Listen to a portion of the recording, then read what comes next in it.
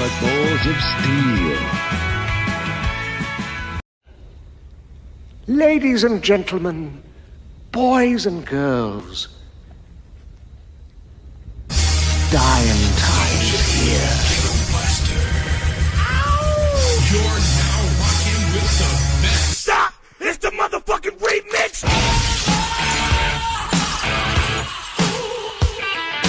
I rock the party that rocks the body. You rock the party that rocks the body. We will rock you.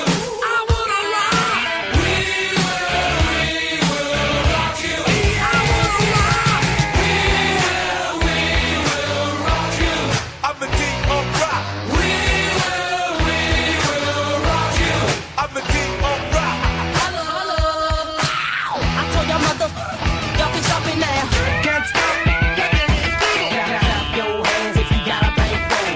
Clap your hands, everybody. Come on, clap your hands, everybody. Come on. Can't stop. Clap your hands if you got a bankroll. Rock and don't stop. You can rock and don't stop. Don't stop, don't stop, don't stop, don't stop. We wanna keep the party rocking with that bumping shit. Clap your hands with that bumping shit. We wanna keep the party rocking with that bumping shit. Clap your hands with that bumping shit. When I move, you move. When I move, you move. When I move, you move. Hell yeah, hey DJ, bring that back. I say, don't you know? You say you don't know. I say.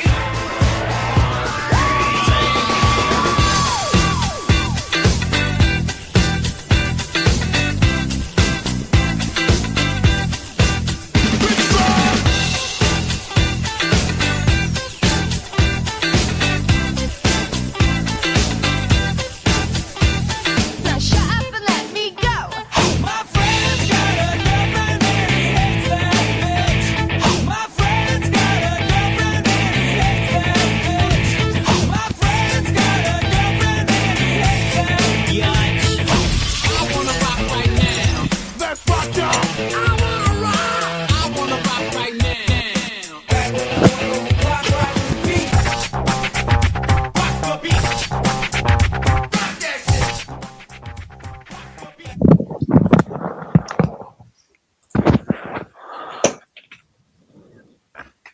Welcome to Toxic Thursday. Yes.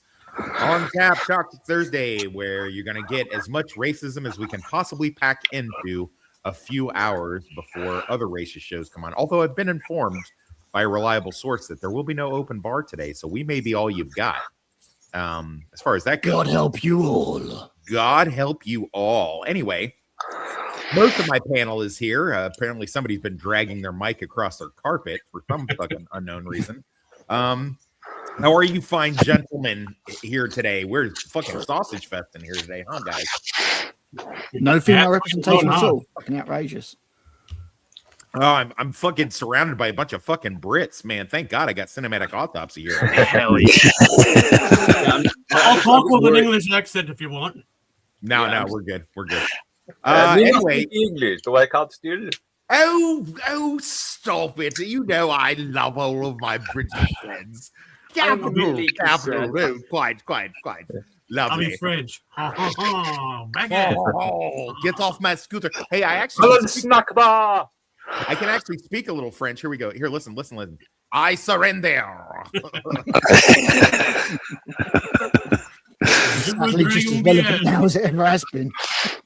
Anyway, fucking just before I had gotten everything together with Northern English Bastard to get ready for today's show, freaking find out two legends die, man. Fucking Brad Arnold from Three Doors Down and Dawson himself, James Vanderbeek, fucking passed away. Both from the Big C. I knew Vanderbeek was not doing well. I knew he was a little on the sick side. I thought he was getting on top of it. I had no idea about Brad Arnold. And to be fair, Same, yeah, I thought he would beat it. He was selling everything to pay for his medication, and damn, it looks like he just lost that battle anyway, though. yeah, I don't want to bring down I'm going to do a big Dawson tribute at the end of the show.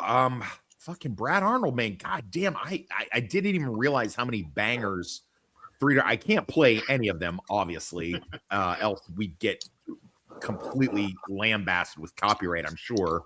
But man, fucking Brad Arnold, they have like seven of my favorite songs come from Three Doors Down. I didn't even fucking realize it. Are you guys over there in the UK? Do you guys know what Three Doors Down is, or did that not translate over? No, the only thing that we know about Three Doors Down is that that's where all the illegal migrants live. Oh, buzzing! Good one. Oh, good one. Seriously, yeah, I'd heard of them, but they weren't my thing. They weren't heavy enough. Really? Kryptonite, Away from the Sun, and no, none of that. I think Kryptonite was the biggest. I can understand the words he was saying. That's no fucking good. Oh wow, Jesus! Well, no, I knew of them. I was never a massive fan, but I mean, 47 is no age to fucking. If you have an occasion, play. I have a little. I got his last actual clip. I'm gonna be a little serious. I'm gonna try to lighten it up after this, but a little serious right now because Brad Arnold, fucking Three Doors Down, man. Here, When I'm Gone is fucking epic song. Here, without one of those bands where you'd play a song, and I'd be like, oh, that song. Unfortunately, I can't. Yeah, no, that's cool. Everybody, it's Brad from Three Doors Down. I hope you're having a great day today. Got some not so good news for you today. And so I'd been sick a couple of weeks ago, and then went to the hospital and got checked out, and had actually got the diagnosis that I had a clear cell renal carcinoma that had metastasized into my lungs. And that's it's stage 4, and that's not real good. But you know what? We serve a mighty God, and He can overcome anything. So I have no fear. I really sincerely am not scared of it at all. But it is gonna force us to cancel our tour this summer, and we're sorry for that. And I'd love for you to lift me up in prayer every chance you get. And I think it's time for me to maybe go listen to Not My Time a little bit, right? Thank you guys so much. God loves you. We love you.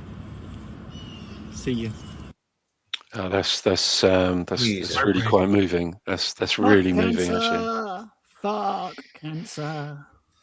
I don't understand how we're losing greats like like Brad and James Vanderbeek, and even decent ones like Catherine O'Hara, and yet fucking Mark Ruffalo still running around all over the fucking place. Right? Like, dude, can cancer be a little bit more prejudicial in who it takes out? I mean, and by the way, a lovely guy, lovely sentiment. I'm going to tell you guys that when I get my cancer diagnosis, you're not going to get anything as lovely from me.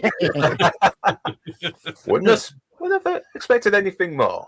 It's going to be a man of peace.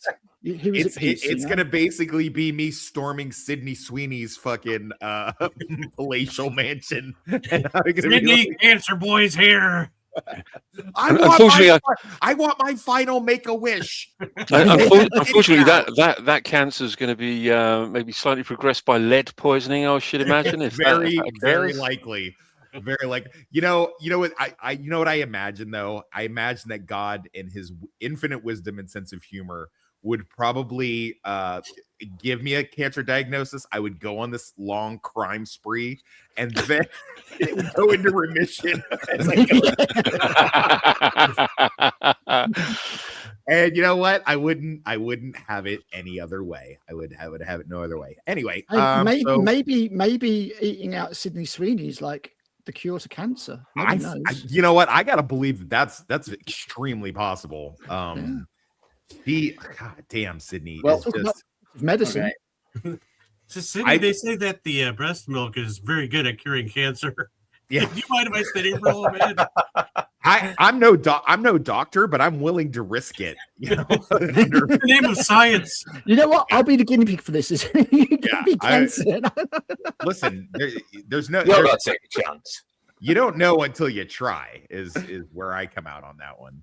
I mean, that is what the Make-A-Wish Foundation's for. I'm pretty sure of it. Right. I'm pretty sure they can't turn you down, can they? By the way, did you guys know? So I don't know if you guys watched the little opening montage that I had. Did you guys fucking know that what's her name from Predator Badlands had such a fucking dump truck. She had a Look camera at that that, yes, day. because it was in You got a caboose. It was in the Little Platoon's video. Like you mentioned this, like EFAP sort of made this joke, and then the Little Platoon used it in his video. So yes, I actually technically did know this. I want to EFAP right now, but we're live, so I can't. But I mean, Jesus, You're not going to do a Dark Side Phil, no? I'd So EFAP all over that thing. Well, they've deliberately they've seen this actress and they've deliberately written the character to have no ass. Exactly. Like, Yeah. Even it's Hollywood.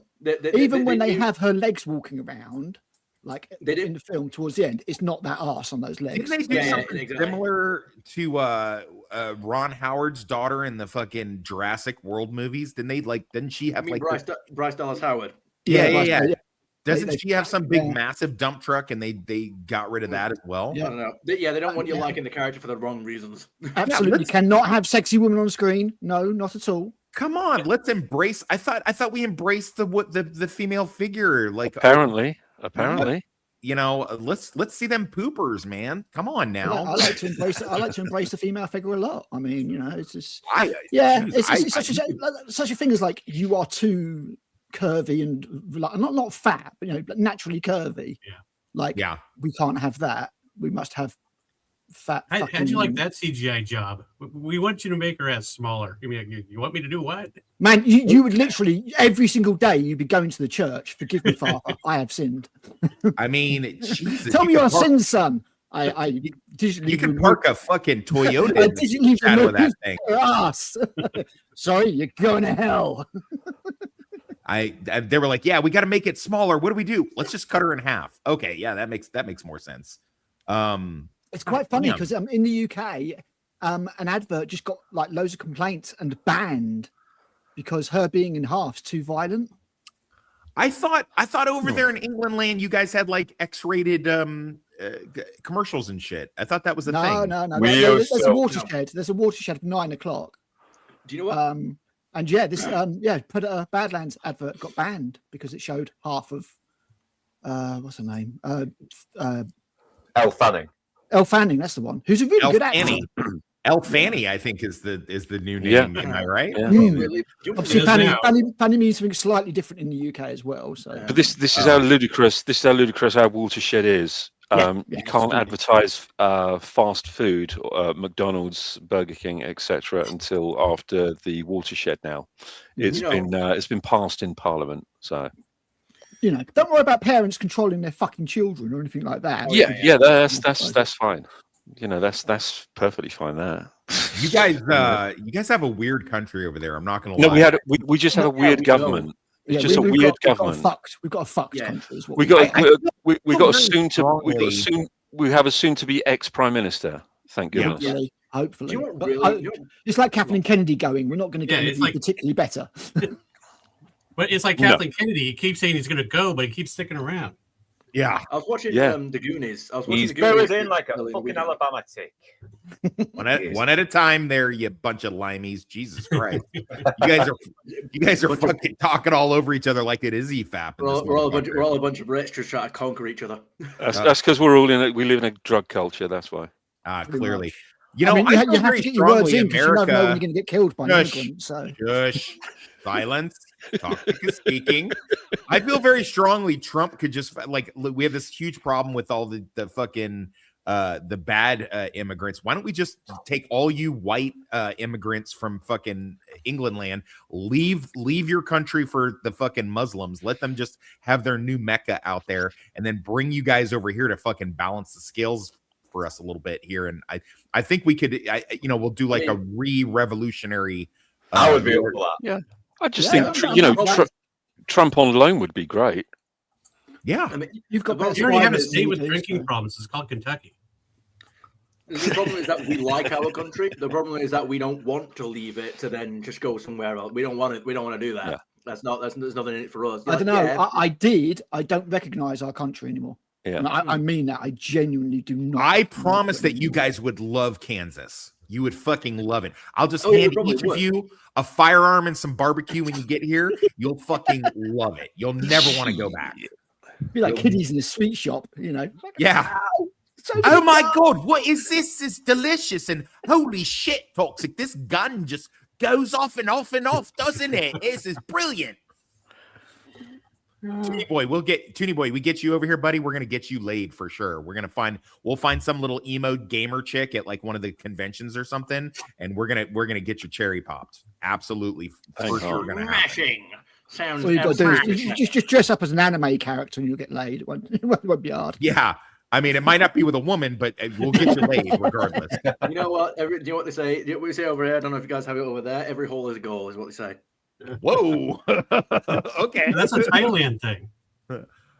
So look at this. This bullshit also popped up on my radar right before Luke and I. Why have you got an ugly man in a wig and Jeremy Renner in the same? Right. So apparently this fucking slant is mad at Renner for some sort of fucking sexual allegations or misconduct or some shit like that. Like, I don't know what project they worked on together, but this is some bullshit. Like, there's no way this is fucking factual. Presumably he was unconscious after being run over by the snowplow.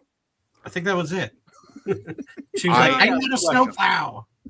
She's not even not Asian. She's kind of just Asian. Yeah, No, it's more like she wishes. Yeah, like, I don't know. Does anybody know anything about this? Has anybody heard any? No, I don't. No idea. If I live under a one, rock. yeah, if you've had one, you've had them all. I mean, they're always fucking out for something. These women, they are. yeah. She is definitely more of a me neither than a me too. Hey. I have a very important question. I have a very important question about the situation because I know nothing about it. I live under a rock. Does she have a new movie coming out in the pipeline at any point? Is that why this is Good coming out? point. Yeah. Very good point. He's learning. We're teaching him well. Okay, so apparently this Yi Zhao, and I'm not making that up. Bless you. Yeah. Thank you, Gesundheit. Zhao claimed that beginning in June of 2025, Renner sent her a string of unwanted, unsolicited, pornographic images and other intimate photos of himself, direct messages from WhatsApp. I don't really know what WhatsApp is. It's just a messaging service. It's just. Then allegedly, Zhao alleged that when she confronted Renner about his behavior, he threatened to report her to the U.S. Immigration Customs ICE. Yeah, that's pretty funny. That's brilliant. Now I kind of hope it's true if that's the case. I mean, Zhao that all claimed, sounds very provable in court, so we'll find out one way or the other. Zhao claimed that during a meeting in August 2025 to discuss a documentary project, Chronicles of Disney. Okay. Renner drank heavily, yelled for 2 hours, and acted in a manner that caused her to lock herself in a room for safety. She alleged that they had a brief consensual encounter, and then Renner refused to promote their joint projects that he used her.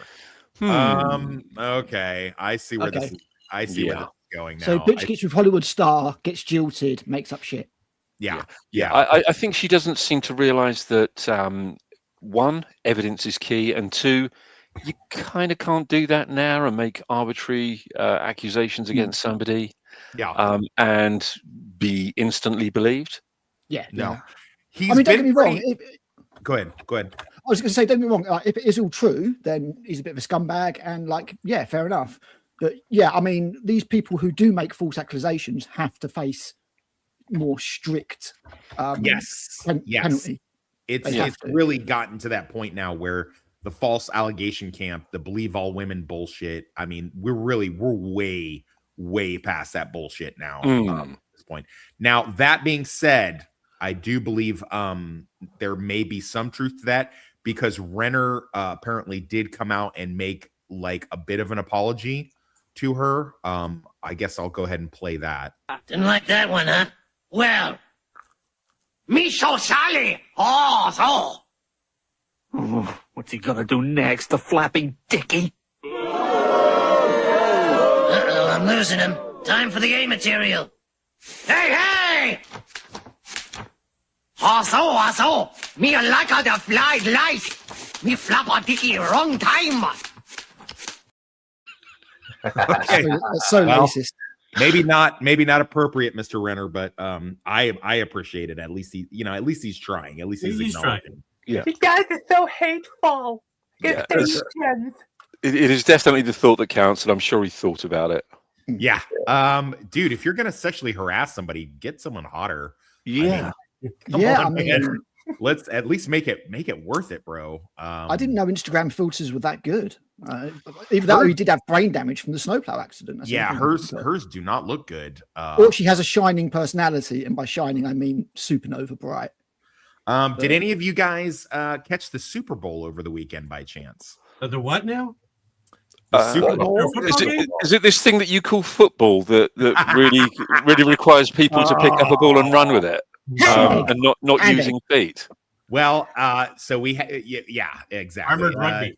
Two mediocre teams did play off one another, and then we had a halftime show in which an unintelligent, illiterate, flag burning Puerto Rican bunny or cross-dresser, something, isn't it? the Bad Bunny decided to get up, and apparently I missed it because I was busy slinging drinks at the bar. But apparently it was so beautiful that liberal white women everywhere were just in tears. Apparently that's a thing that has happened. So what is this Bad Bunny? Is this a dude or a girl? It's a dude. It's debatable. It's a debatable.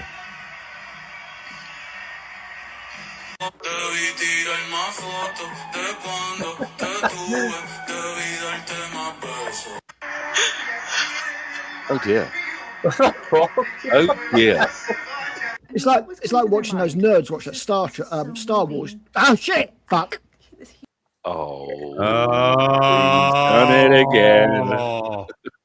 Oh, you know what? You can go on open bar all you want, but you don't come back here with that fucking bullshit in your mouth.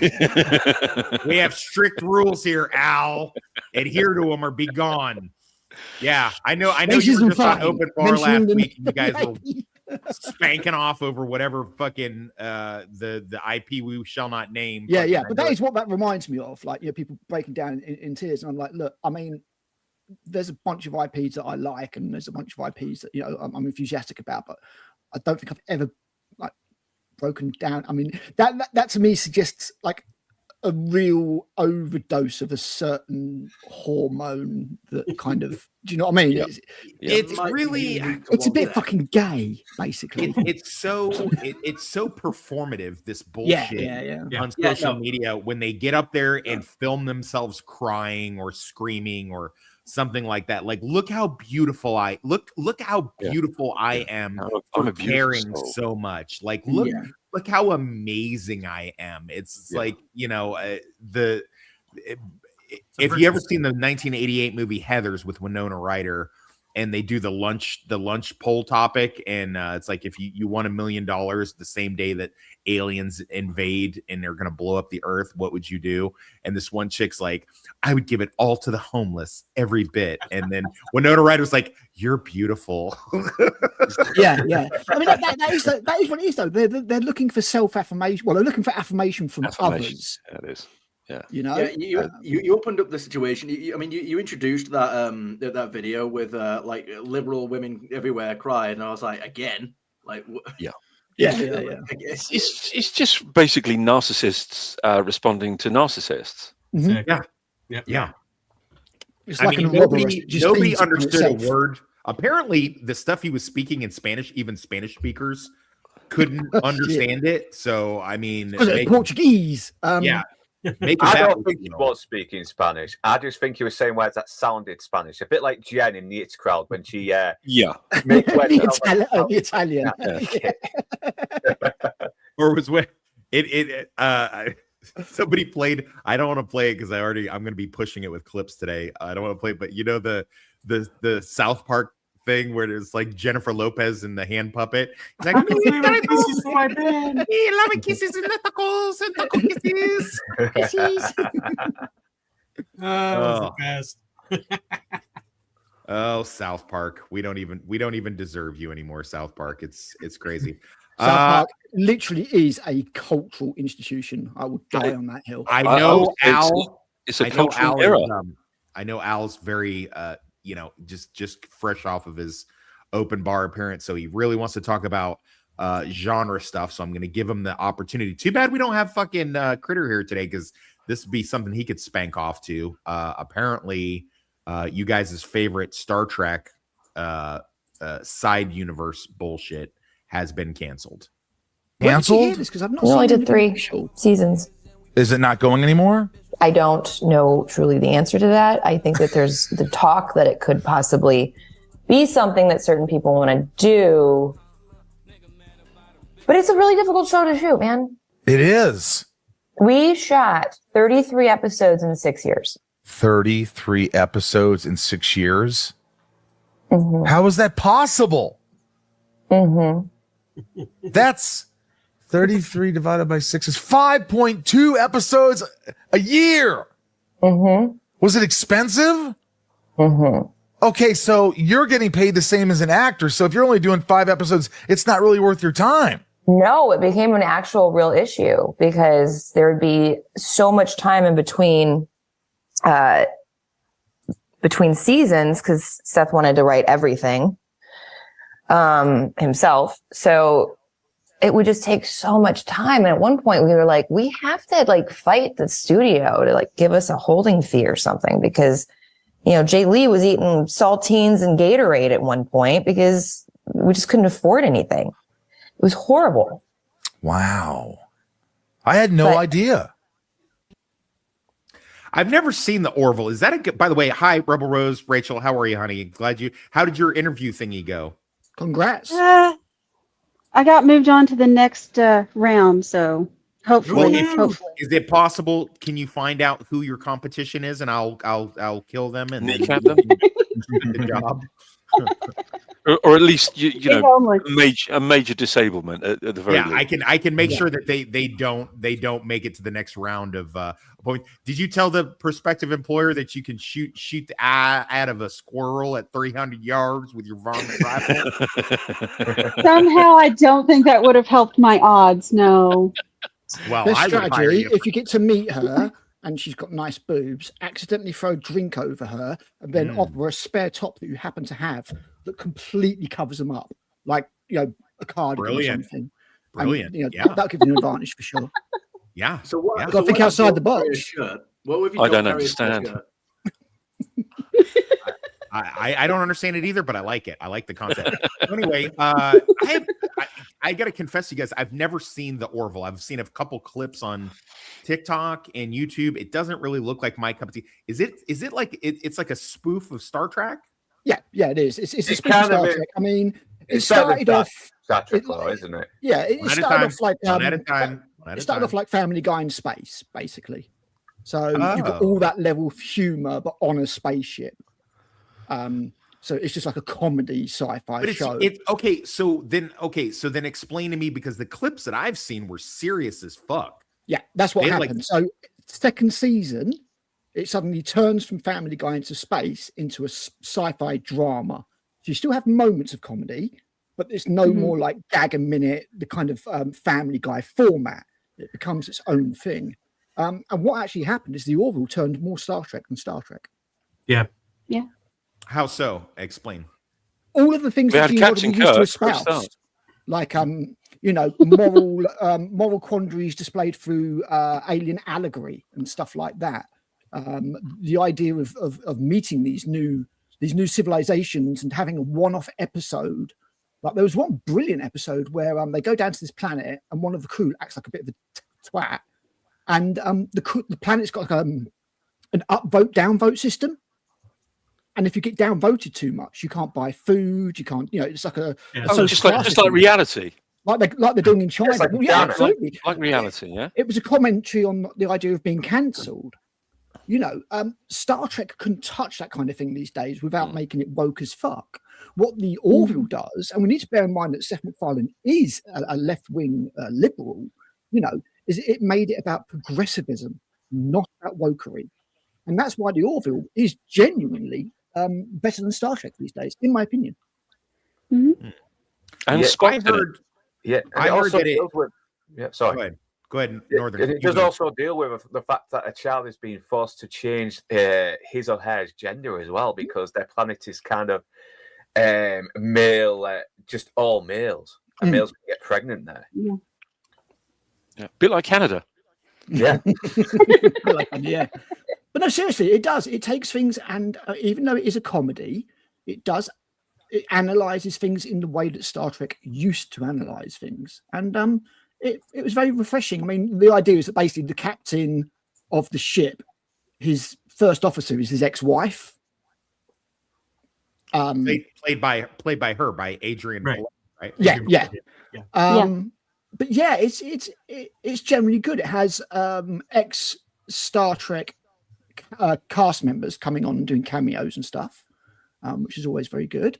And I can honestly say that I've probably enjoyed the worst episode of the Orville more than any episode of the new Star Trek. So yeah.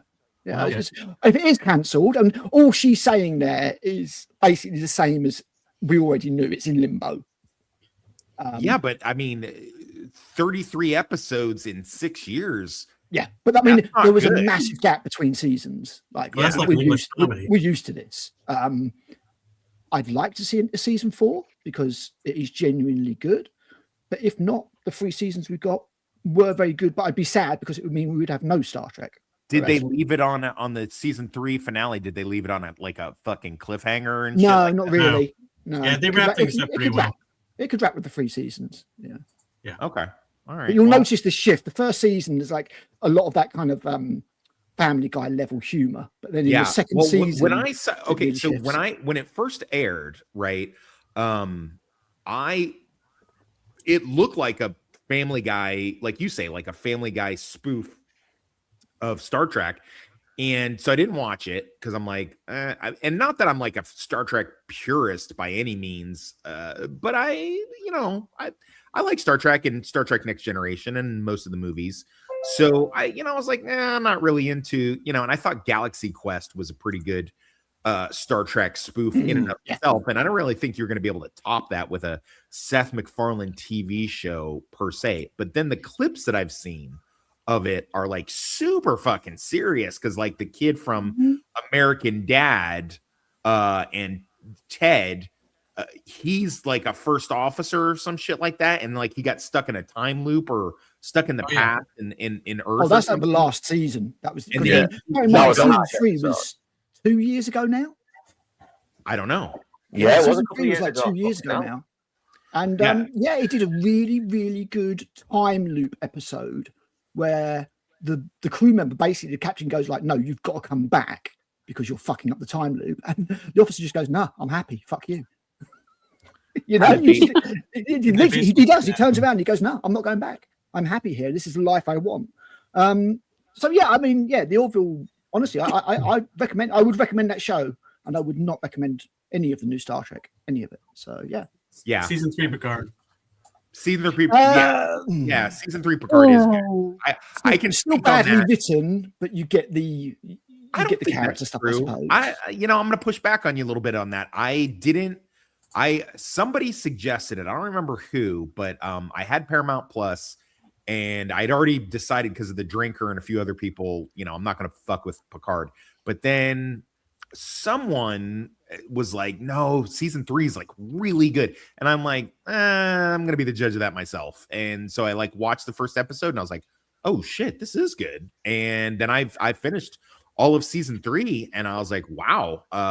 And then then I asked a few people, I was like, should I even bother with the other 2 seasons? They're like, nah, just leave it where it's at. It's like, you just be happy with that we got that this much. And I think it was either you, Al, or somebody else was like, well, it was a completely different showrunner for season 3.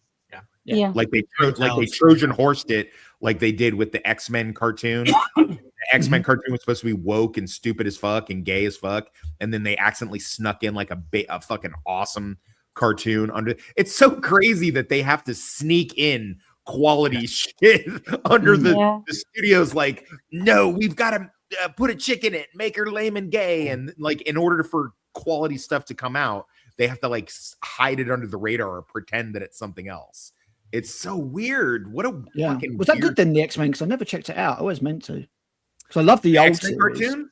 The X-Men cartoon? Oh, it's really good. It's Yeah. they managed to not only improve on the original the 90s X-Men animated series, but they continued the story, but they just like it's like they made it like a almost rated R version of it, kind of. Cool. Just very, very cool. You know, I guess when it was about to come out, they were like, "Oh, they're gonna make Morph gay and blah blah blah," and you know, all this. Yeah, that was the pretext. That was the they were big saying. thing, and I feel like the guy that did the show, like he did that as like a cover, so they were like, "No, look, gay," and then they're like, "Oh, okay, cool, gay," and then he was like, "Nope, psych, it's actually awesome," and people Because were he like, was a "Oh." black dude, wasn't he? He's gay himself. And that's why they got rid of him. Yeah. Right, okay. They were like, "No, you were supposed to make this bad," and he was like, "Oh, my bad, sorry." You know, but yeah, no, I mean, and I'm kind of exaggerating, but I'm kind of not, because I got this from other. I mean, I watched the cartoon myself, so I can speak on it intelligently. But I mean, I got all this other controversy bullshit. I got that from other people and other streams were talking about it back when it was going on and stuff. So, unreal that Top Gun is 40. Yeah, unreal that I'm fucking 50. So I mean, yeah, I hear you. You know, I mean, it is what it is. But I still look good. What? But yeah, you know, Top Gun is 40. Unreal that Tom Cruise is fucking 70 or some crazy shit. So yeah, I don't know. Scientology obviously, you know, keeps you young. Yeah, whatever that baby's blood they give him from, you know. I mean, to be fair, I've got loads of respect for Tom Cruise. I do. No, Tom Cruise is awesome. I hated Tom Cruise for a long time. Like, I was just so sick of him being in movies. The thing about Tom Cruise is like it's been said he's like the last living movie star, kind of. Yeah. And I think he's the last person you can put on a movie poster that people will be like, "Oh, I'll go see that because it's a Tom Cruise movie." Yeah, facts. Apart from The Mummy. Yeah, The Mummy was. Well, oh, yeah, that was bad. But I don't think that was really. It was doomed from the start. That was doomed from the start. That was There's a never new Mummy gonna film work. coming out this year. Apparently, I had no idea. What's coming out this year? A new Mummy film coming out this year. Brendan Fraser. Yeah, Really? Brendan Fraser and Rachel. No, Weisz. not that one. That's No, being made. it's a different one. There's a reboot of The Mummy, the original sort of Hammer horror style thing. You mean the Universal Monsters? Yeah, one? yeah. Yeah, so it's not going to be action packed like the Brendan Fraser one. It's going to be a bit more, straightforward horror with people being a bit more methodical, trying to take the Mummy on. We'll see. But I've not even seen a trailer for it yet, to be fair. But there's quite a few films that just like suddenly, oh, this is coming out this year. I had no idea because just nobody cares. Yeah, I mean, you can only beat a dead horse so many fucking times, but it's like where you send it off to the glue factory. So as far as that goes, but that was the thing is that was their attempt to set up. Though, like, cinematic universes is the thing. Yeah, no, that would have been cool though. I would have Chloe as Dr. Jekyll and stuff like that, and it's just like, yeah, I would have liked the Dark Universe. The Dark Universe remains the biggest missed opportunity for me in the last 10 years. God, that's something I wanted so bad. And no, they just screwed it up every time and just yeah. I have to accept it's not going to happen. Have you guys seen the have you guys seen the fucking the thing on the subway where a bunch of black people were fucking making fun of like a dumpy white chick? Oh yeah, I've seen that. You want to watch it? Here, I'm gonna watch it. It's not really like pop culture. I think you might have to cut the final word. No, it's great. It's great. Here we go. Girl, next time somebody hit your nigga, you're supposed to beat their ass. Bye, bitch! Bye, bitch! Oh, they packed on to the next call. Bye,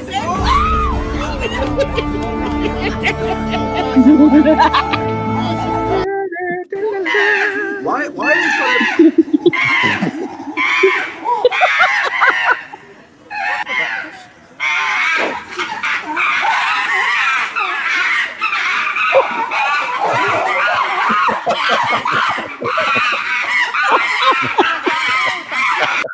I mean, the problem is, those chicks impossible. are mad. They were It's so impossible mad. not to see the comparisons. It's like when you see a cat like kicking off in like a restaurant or something like that, where they start screaming and howling like fucking chimps, and it's like, yeah, you're not doing yourself any favors. Just fucking calm down and don't really, like a fucking chimp. you really do belong on open bar. Can I ask why they're trying to pry the train doors open as if that's going to do anything? Like, do you remember that at the end of the clip? They're all trying to pry the train doors open. You sat there like, what? Monk. Well, it's like the guy. There's a guy who drops a crisp packet or a chip packet, as you guys would call it, on the floor, and this other guy boots him off the train. And then the guy, like the black guy, starts running after the train. It's like, bitch, you are not going to fucking catch that train. But he's still running after it. And I'm just like, this isn't a bullet train starring Brad Pitt and all those other guys. Yeah, exactly, yeah. I am determined not to miss this train, no matter what. But yeah, it's just really, I mean, just, I don't know, don't act like a fucking chimp and people will stop calling you chimps. I find this, being a fairly high IQ person, this just seems like an obvious solution to me. Don't act like a fucking chimp. Even more simpler than that, you can't complain about somebody calling you the N-word when you're constantly trying to physically attack them. Like, it's not what you don't get to. You're not the victim. You're just not. Something that it's a really old clip, and I don't exactly have it like saved or anything like that. But has anyone seen this like older clip of this white guy, maybe a teenager, it's outside a cafe with everyone like filming from inside the cafe. He's getting his head kicked in by about 3 or 4 black lads. And he's like trying to fight him back, as you would, obviously. But there's about 4 of them, and so he's just getting his head kicked in. Nobody's doing anything except sat in the cafe watching through the phones and going like, oh my God, like what's going on? I mean, you know, I do get it to an extent, like, you know, it's a dangerous situation. Not everybody leaps in like a bloody main character. I do get that. But then the white guy obviously tries to even the odds a bit and pulls out a pistol. The other black lads start running, obviously, and then like everybody in the cafe, this is the bit that pissed me off, everybody in the cafe started screaming like, oh God, no, don't shoot. You sat there like, now you're getting interested, now you're invested. What? Because the white lad got a gun to defend himself when he was getting his head smashed in by 4 lads. Like, no, you don't. What? Why are you acting scared now? Yeah, I mean, I can understand somebody being scared and doing that and maybe pulling out a firearm pistol like that. But I mean, did he ever think that maybe just throw them a basketball and then that would have possibly? I mean, you saw him look left and right for a basket. What? Bro, what are you talking about, man? No, I mean throw them some work boots. Maybe some encyclopedias, because I know I'm not gonna make a follow-up joke to any of that. No. Oh. I'm Al's over there like, oh, this is great. This is just like being back on open bar, except we're saying it live instead of backstage like Mola likes to do. And they're not talking about the IP. Which is did you see that I can get away with saying without saying the IP?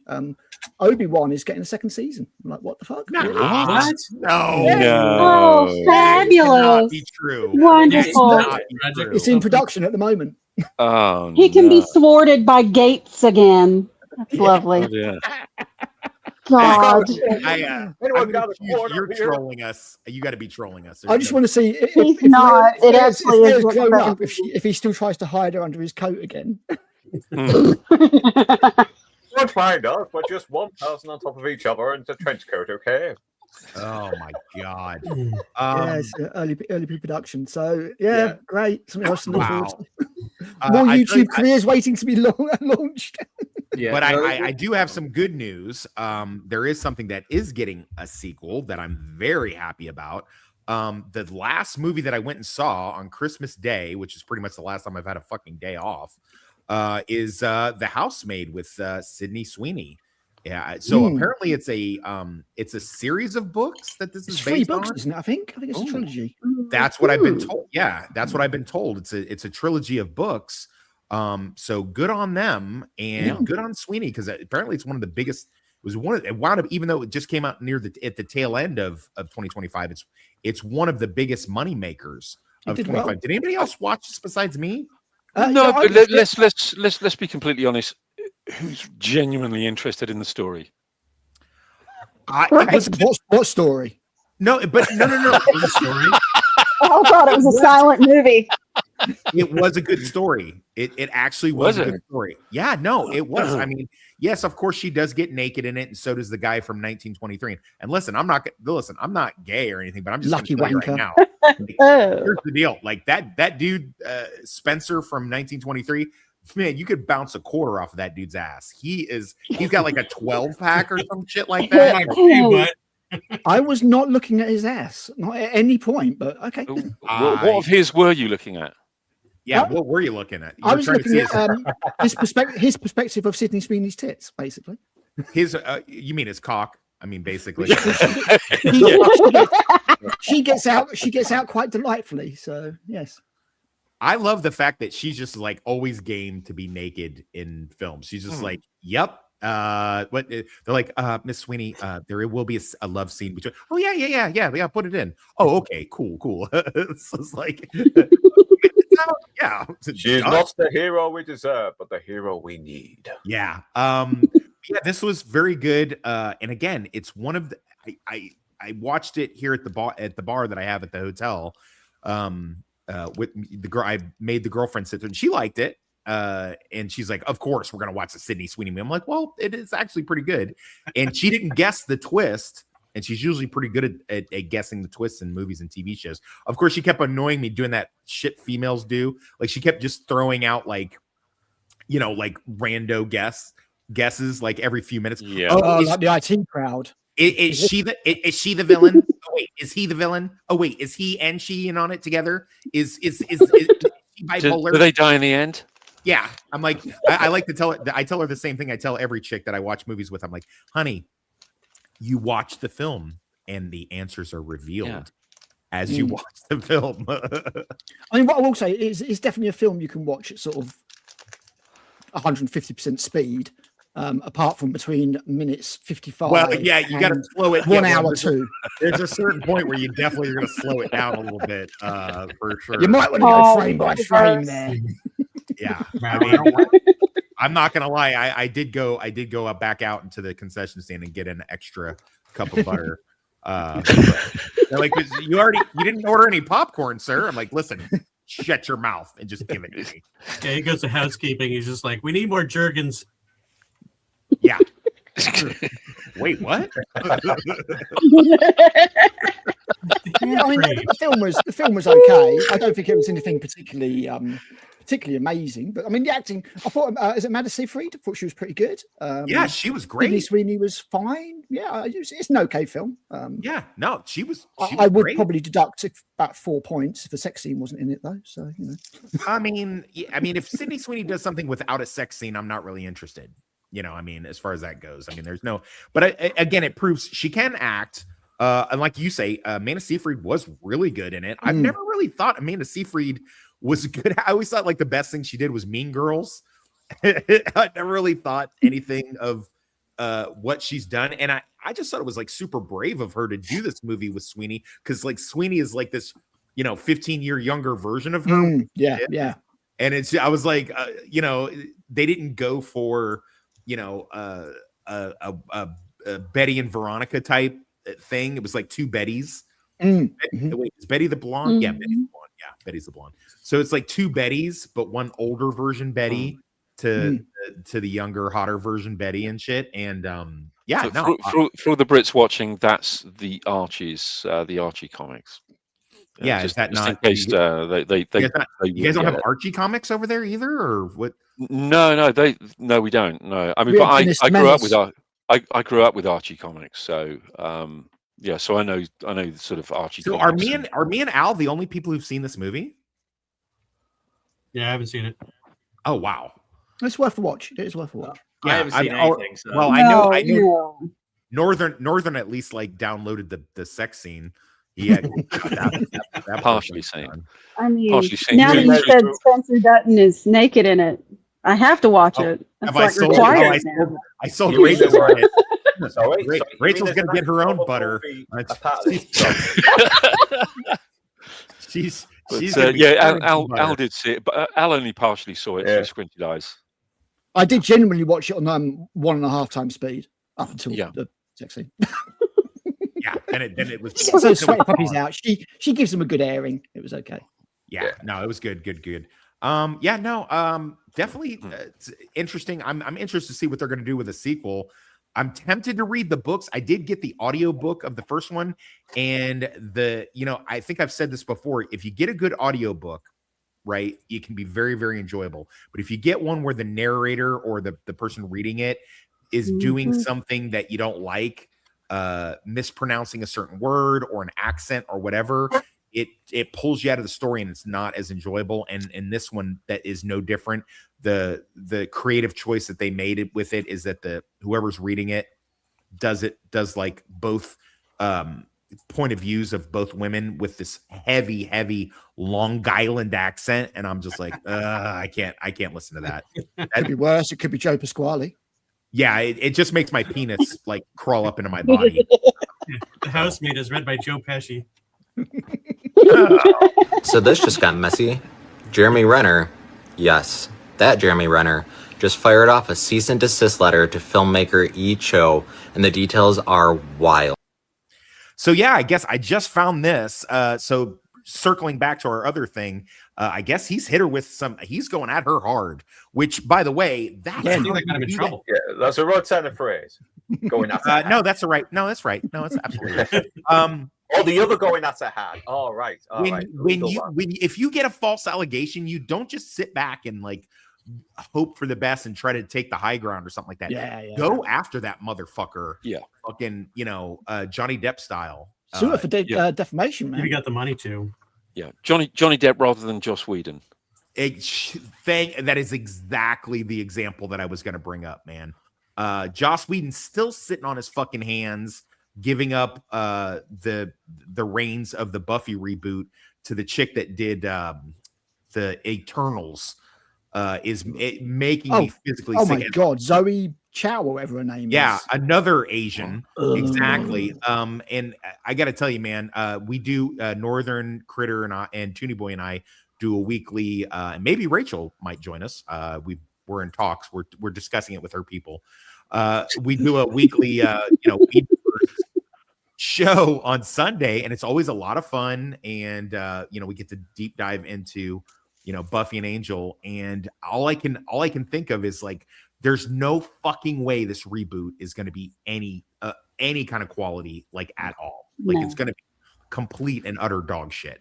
Do we know who's in it? Do we know who's going to be in it besides Sarah Michelle Gellar? If she's, I don't know. I have no idea what it's of such little interest to me. But here, I've got to jump off for just a second. You guys talk about the Buffy reboot amongst yourselves, and let's get some good talking points at this. I'll let Northern lead the way on this because I know he and I have discussed this many times, both on our show and in private about like this godforsaken reboot. Go for it. Take the helm there, Northern. Yeah, it's got to be shit because Joss Whedon had a certain type of writing style, didn't he? I mean, he knew when to throw in the gags. He knew when to be serious. He knew when to give us a candy episode, all that stuff. And he knew how to write these characters. And I don't think these new writers are going to have a clue on what made the original Buffy show so good. Yeah. Are they rebooting it as a series or as a movie? Series, I As think. a series. Yeah, all I know is the girl from that Goonies Star Wars thingy is on it. Oh, he said it. He said it. Damn! Oh. Sorry, Toxic wasn't here, so it doesn't count. Shame! Shame! We should get that clip, actually. We should get that clip. I should be cool for my dishonor. If none of us mention it to Toxic, maybe he will never find out. It's 54 minutes into the live stream. I don't think he's going to be rewatching the whole thing. Yeah. I don't think he misses it. If you want to watch something at 54 minutes in, I've got a better suggestion. Put it that way. Well, 55 minutes in, wasn't it, Al? 55 for an hour and two. Yeah, I mean, the heavy necking starts at 55, but it's 102. Right. That's where it all ends. So, yeah, And then obviously come back to Tap because, you should. The rest of the film's a 2-screen movie, honestly. Oh, God. But yeah, I mean, I just can't leave him behind. I just think that the moment they start thinking about rebooting something that everybody loves, the first question is why? Yeah, why? When the Right. original actually exists, you know, What's wrong with we have it there. original, you know? I mean, people still It's there. What I mean, is there a reason to update it? No, there isn't. to make No. it more feminist. Yeah, that's it. It's like the old Marxist thing, trying to rewrite something that is It very is rewrite. dear to us, but trying to twist it for their own ideals. Precisely that. You know what it is. Buffy wasn't diverse enough. It just wasn't diverse enough. Oh my god. Yeah, You I know, know. It's weird because they had a black guy working with them. They had a black Slayer who got killed, and it's. So a black what? Lesbian couple, everything. They had a ginger werewolf, so why not? Yeah. Yeah, I mean, gingers are evil, so yes, they're not diverse enough. It had gay representation as well, didn't it? Wasn't like the girls gay or something? And they were done well. I mean, he had a gay character who was kind of like this jock, but he was very likable, and it's kind of a shame that he, kind of pretty much dies off in the third season. It would have been good to have seen him return again. Spoilers. See, the thing is with, again, this is the thing with diversity and things like Buffy is like the characters were well liked. We can't have that. Otherwise, we can't complain about bigotry if there is no bigotry. We have many people with no personalities. That's it. Their personality is defined by their pronouns or their ethnic group. It's that's where their personalities start and end. I have no idea what you're talking about. It was a complete coincidence that the only two straight white guys in this week's episode of Starfleet Academy were both killed. Yeah, I am not surprised about that. Funny, isn't Thank you. I haven't watched that one yet. But then again, look at Star Trek Discovery when they had the dumb, incompetent white guy turned as a joke when he was kind of like the Barclay character in Next Generation, except this time he was an idiot who deserved everything he got, and didn't try to he progress got killed his right character away. like they did with Barclay. Spoilers, Rachel hasn't seen that one yet. Yeah. Oh, it's just going to ruin my week, You've ruined Discovery. I'm sorry, Rachel. There's no way that Starfleet Academy can possibly be good for you now. No, it really can't. It's ruining me. It really is. In all honesty, this was actually probably the best episode of the season. In all seriousness, it was actually Star Trek. It was bad Star Trek. It was appallingly written and edited, and dialogue makes you want to kill somebody. Did the episode still need James Cameron to raise the bar though? Well, I mean, the bar is pretty fucking low, but this was. I had to go low and raise that bar. This is one of those episodes where if I was to complain about the episode, it'd be to complain about all the stupid stuff, like the things that don't make sense from a writing perspective. But nobody's fucking dancing in nightclubs. There's none of that shit going on. It felt like Star Trek. Okay, it opens up with a 3-minute sex scene, but after that, it actually feels like an episode of Star Trek. Just a very bad one, badly written, and that. I thought you would have liked that part, though, Al. I thought you would have approved of the 3-minute sex scene. It's the Klingon and his twink. So. But as far as Buffy goes, I mean, it's not as if the original Buffy series wasn't representative. I mean, everybody was represented. It's like what, it's just 90s. But the thing where I think today's showrunners and producers, where they think it's gone wrong, they think that it wasn't representative or representative in the correct way, in the way that they feel that things should be represented. They feel that black, people, is it? It's not that's right. Black or woman. They have to be a trans black or a non-binary woman, and it's so fucking insane. Please, enough. It was progressive. It was very, very progressive. Without actually running a flag up the flagpole and saying, "Look how progressive we are." I mean, Buffy's got to go down as one of the strong female characters of all time. I know, she was a good character.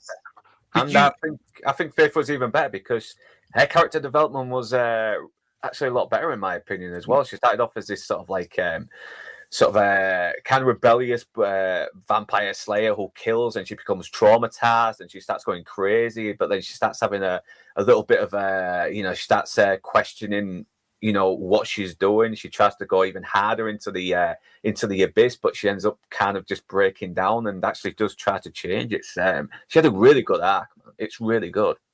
A really good arc. Nice. See, I think the problem is that we're in a situation now where everybody has to shout about how progressive they are, rather than just relying on good character development, rather than relying on good stories and a good character arc and good plots. You have to say, look, we are being represented. We are representing everybody. We are being represented of every single ethnicity, of every single sexual orientation. Why do they have to do that? And the reason they have to do that is because now we're in a situation where, and we have to be completely honest about this, right? Nobody cares if anybody is gay. Nobody cares if anybody is trans. We don't nobody nobody cares. Nobody cares what ethnicity any character is. Nobody cares, right?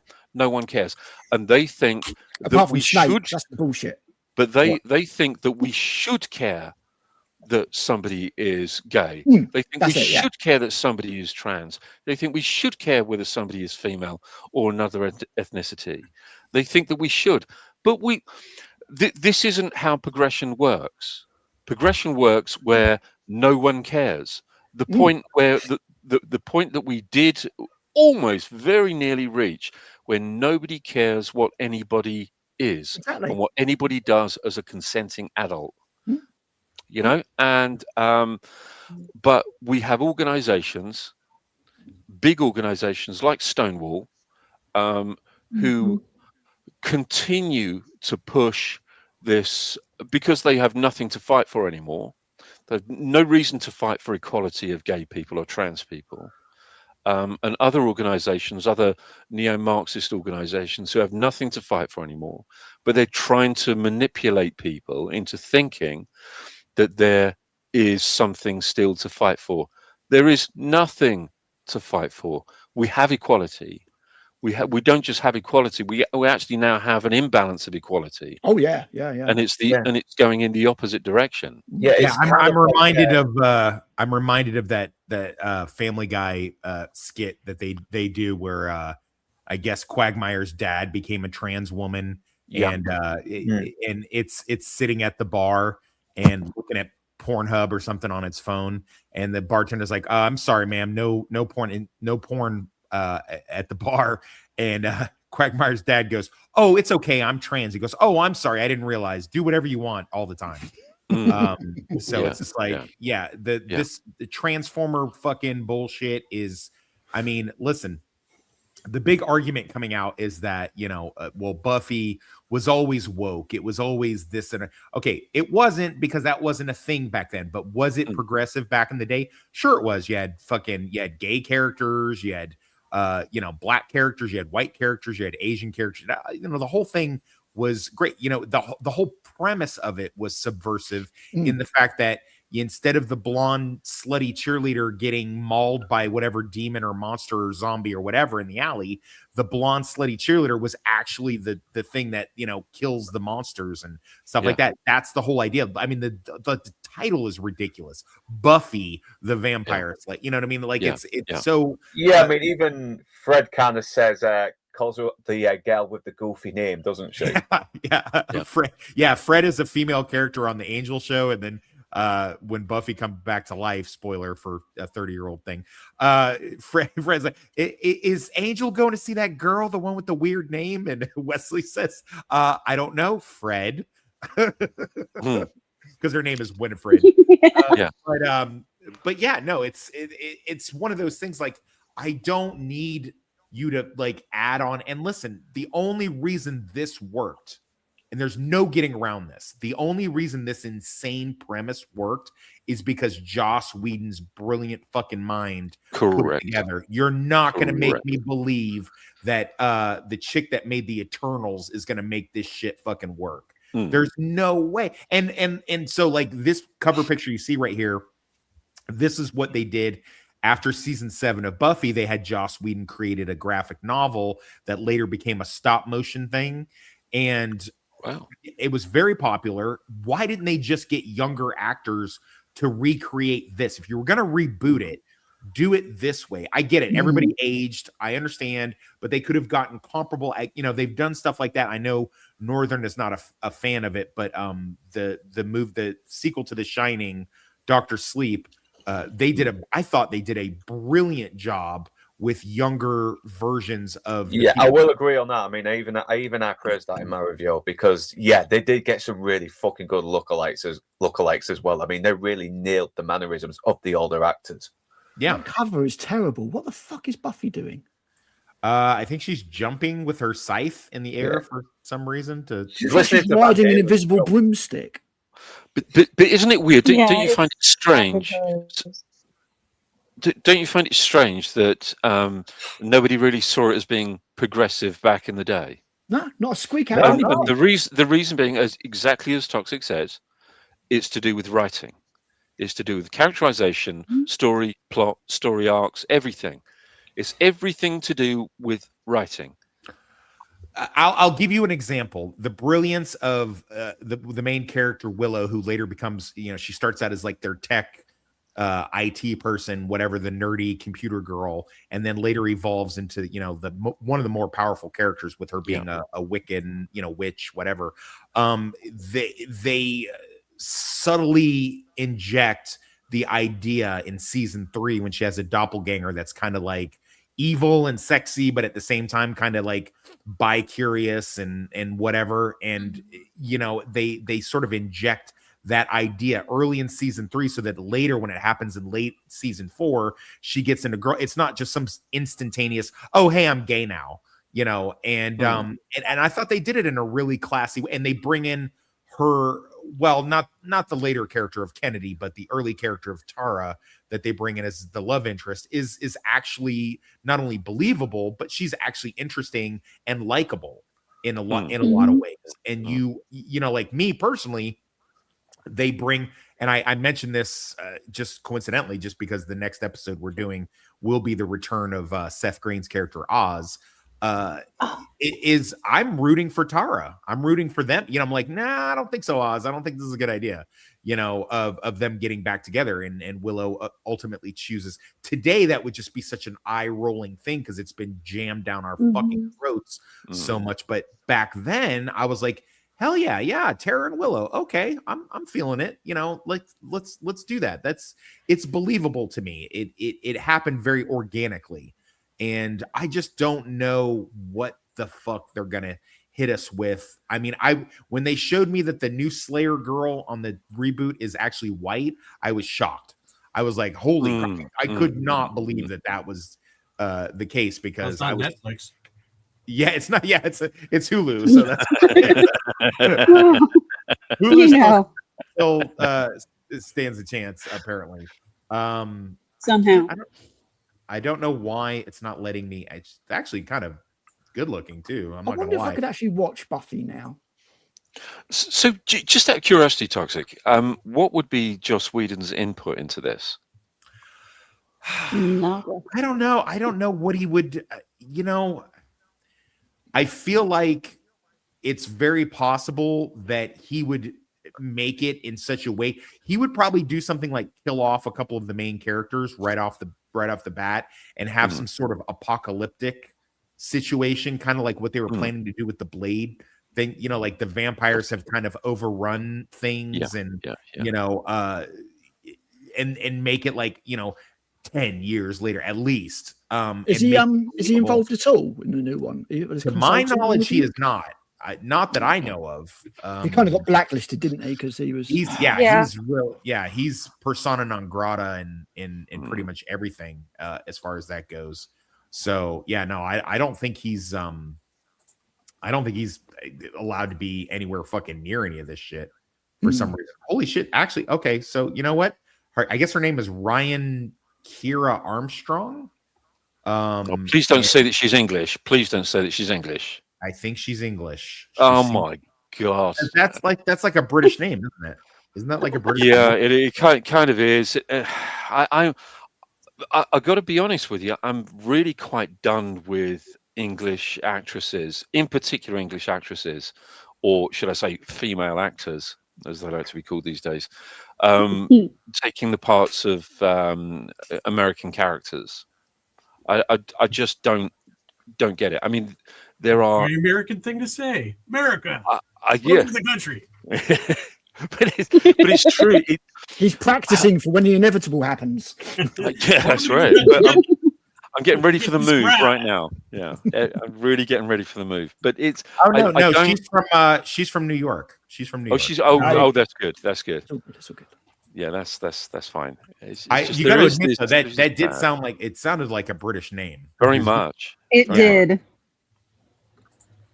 Yeah. Why won't this picture pop up? I can't. But I agree about all the English people taking. I mean, there's so many like Australians and English actors who just come into the United States and hello, how are you, lady? And then they just take the roles from Americans. I guess maybe it's just American actors are crap. I don't know. That's. I mean, that is so far from the truth. The amount of young and older actresses that are absolutely superb. That are born American. I just don't get it. I'm not getting it. I'm not buying it. I refuse to watch those actresses playing American parts. I really do. I don't understand it. I don't get it. Well, it's a very incestuous business. It's all about who they know and in the circles that they run. And if anything we've learned from the news cycle lately is that a lot of these people do know each other and they do some pretty weird things together. So that's how they get all connected. Have any connected. British actresses said Me Too? Because if not, that might be your answer. Yeah, there have been a few. Okay, fair enough. Yeah. Well, the only one that gets a pass is Kelly Riley. She can play whatever she wants. Anybody else? No. I was shocked that she was actually. I didn't know she was British. Yeah, she's in Sherlock Holmes, the Robert Downey Jr. one, and Eden Lake as well. Very underrated horror, by the way. I knew she was because she was in. Yeah, it's rough, but I knew she was because she was in Pride and Prejudice, and I was like, oh, boy, you did a good job losing that accent, girl. I knew her from Yellowstone first, and then saw her. I realized it was the same actress from the Robert Downey Jr. versions of Sherlock Holmes, the Sherlock Holmes movies. She plays Watson's wife or whatever. Yeah, and, Mary. She throws the drink in his face. But awesome. Yeah, great rack too. Good for her for having a great rack. She has a great line in Yellowstone when she meets her dad's girlfriend, and the girlfriend says like, "Oh yeah, you and your fake tits," or she's like, "Good job getting those fake tits," or something. She's like, "No, these are real, baby. God gave them to me, and he looks like he gave me some of yours too." I was like, I freaking love that dynamic. I loved every time she went after Summer. Oh my god. I just hope that we're not going to have Tim Roth playing another American in the new Quentin Tarantino movie. Fuck you! Motherfucker! Motherfucker! I'm sorry. He has never mastered. You Brits are good for doing American accents a lot of the time. Sometimes in really good ways that I'm like, oh wow, I didn't even know they were British. As we mentioned, Mary Riley, and maybe the dude from The Walking Dead is also pretty good. But Tim Roth is not one of those. He is a fine actor. He is definitely a fine actor at doing a British accent. But motherfucker is not anything that's in the American language. As soon as you said that, you made me think of Reservoir Dogs, where he's practicing the joke to tell the other. That's it. Yeah, like, motherfucker. And he's like, motherfucker, I'm watching the Lost Boys. The commode story, isn't it? Panic is my body. Yeah, the commode story is reciting, isn't it? It's trying to give you a little bit of a background. Hold on, I could do a really great impersonation. You guys want to hear it? Yeah, go on. I want to pull up a picture because it works better in context. Talk amongst yourselves for a moment. Please say it's the fucking mustache guy who goes, "I'm going to shoot you in the face if you don't put your fucking hand on the dash." Please, I'm going to shoot you in the goddamn face. Oh God! Yeah, that fucking extra made his screen time worthwhile. He did. Yeah, he did. Yeah. Daisy Ridley's fucking American accent in We Bury the Dead was shit last night. Yeah. Oh, what a surprise! Daisy Ridley's English accent, I think, is leaves a lot to be desired as well. Touche. Yeah. She just needs Terrible. to just not talk. Yeah. Just don't talk. Brilliant. Yeah. I mean, she's reasonably nice to look at, but yeah. If there's any roles going for Daisy Ridley where she plays a mute, please cast her. Okay, here we go. Here we go. Oh, that's not Daisy Ridley. I get it. I get it. Larry ain't gonna fucking die. She shot me in the stomach. I'm gonna die. I know it.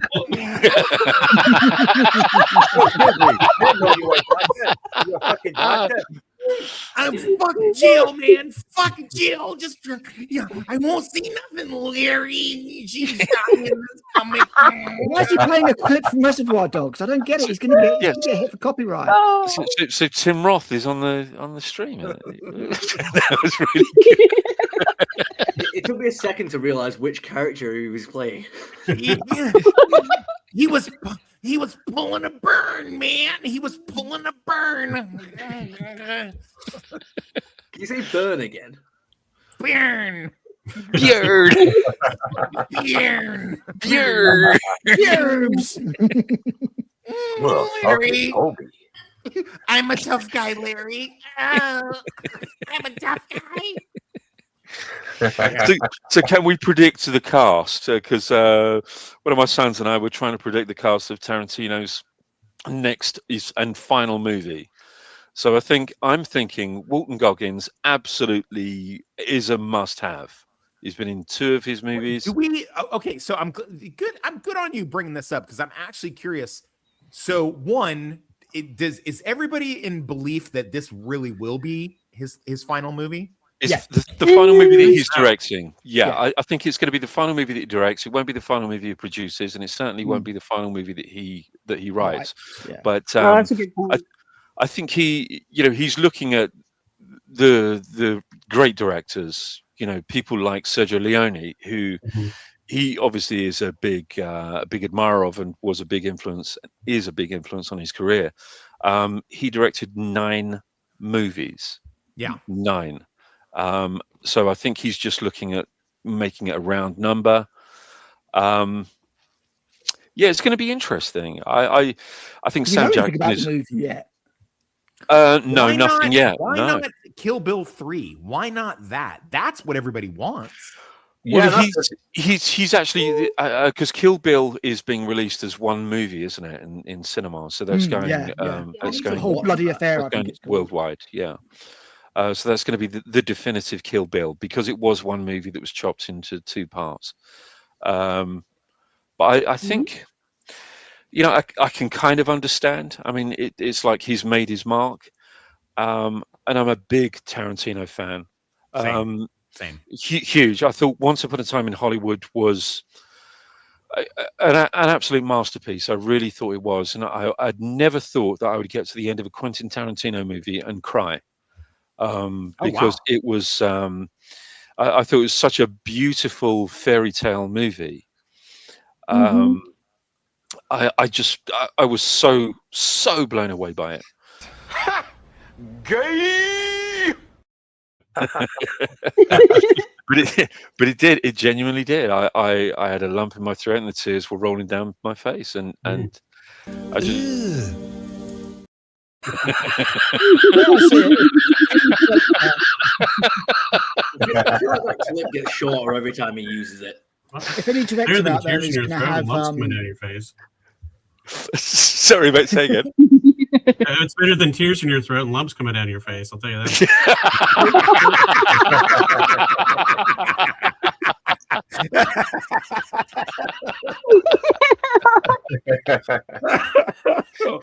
Yes.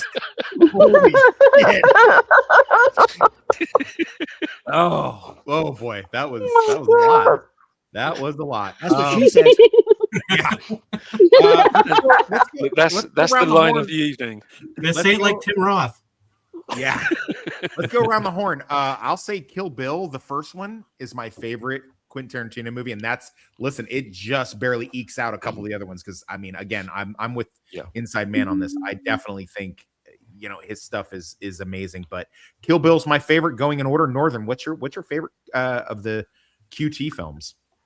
I don't know. I think mostly Pulp Fiction for the more grounded versions, but when it comes to the more fantastic versions, I am kind of leaning either between Kill Bill or Inglourious Bastards. I remember when we did Kill Bill 1 and 2 on the Losers Lounge. Yeah, that was fun. That's when I found out that you could actually understand English if he did Johnny Cash. Johnny Cash. I shot her in the tits with some rock salt. Yeah, that was like before that. I was like, dude, I don't know what. I was like, I actually asked the other host. I was like, can you guys tell this guy to quit putting peanut butter in his mouth every time we go fucking stream? Because I don't understand a fucking word he's saying, man. Okay, Cinematic Autopsy. Favorite Quentin Tarantino film? My favorite would be Pulp Fiction, but I've grown really appreciative of Hateful Eight because it's a one room movie, and yeah, it's great. It's great. Shoots that movie. The cinematography is really good, and the staging and doing everything. It's very complicated to try to get that to work. And I think he got it to work really well in that movie. So I really started to appreciate that one a lot more than when I first watched it. I really like that one because it's one of the ones that I didn't think that I was gonna like, and I was kind of forced into watch. I was like, I don't want to see it because I had just seen Django. Yeah. So I was not. I was like, I don't really want to watch another fucking Tarantino Western. Like, why is he even doing this? Because I did like Django, but I was like, well, all right, I'll watch. And then somebody's like, no, it's actually kind of like a murder mystery through a lot of the movie. And I'm like, well, okay, that's interesting. So yeah, I did watch that, and I was like, yeah, okay, no, it's really good. It's up there. Toonie Boy, favorite Quentin Tarantino. Oh, wait, do we need to explain who Quentin Tarantino is? I was going to say, who's Quentin Tarantino? Once upon a time. He is my polar opposite in that he has a foot fetish and I don't. Also, but he makes loads of hand movies. fetish? Yeah, what do you got, a finger fetish or something like that? Like, earlobe, it's opposite, right? Earlobes. You know what? I'm not going to answer any of those questions. He's made loads of movies that I haven't seen, including and not limited to Kill Bill, Pulp Fiction, Hateful Eight, Django, and what are the other ones? Hateful Eight. Yeah, I mentioned Death that Proof. one. Reservoir Dogs. Death Proof. Jackie Brown. Inglourious Bastards.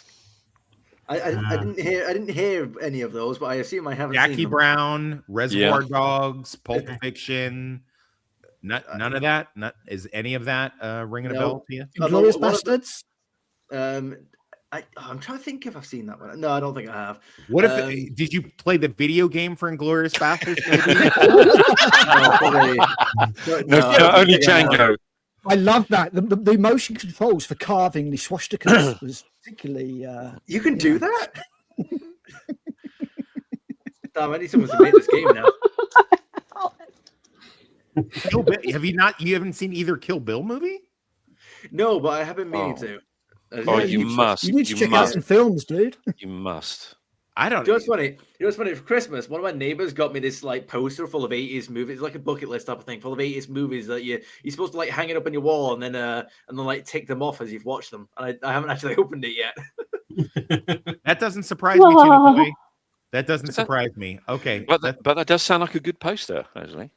Movies. Yeah, mine. What's your favorite?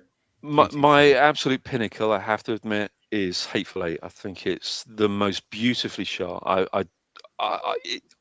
again, like you, did not think that I was going to like that movie, and I was so bowled over by how incredible it was. I couldn't believe what I was watching. I thought it was the most beautiful, beautiful movie. I think one of the reasons that I liked it so much and why I love it so much is that you can tell the influences from Sergio Corbucci's The Grand Silence, the Great Silence that we're doing tomorrow on Luke's channel.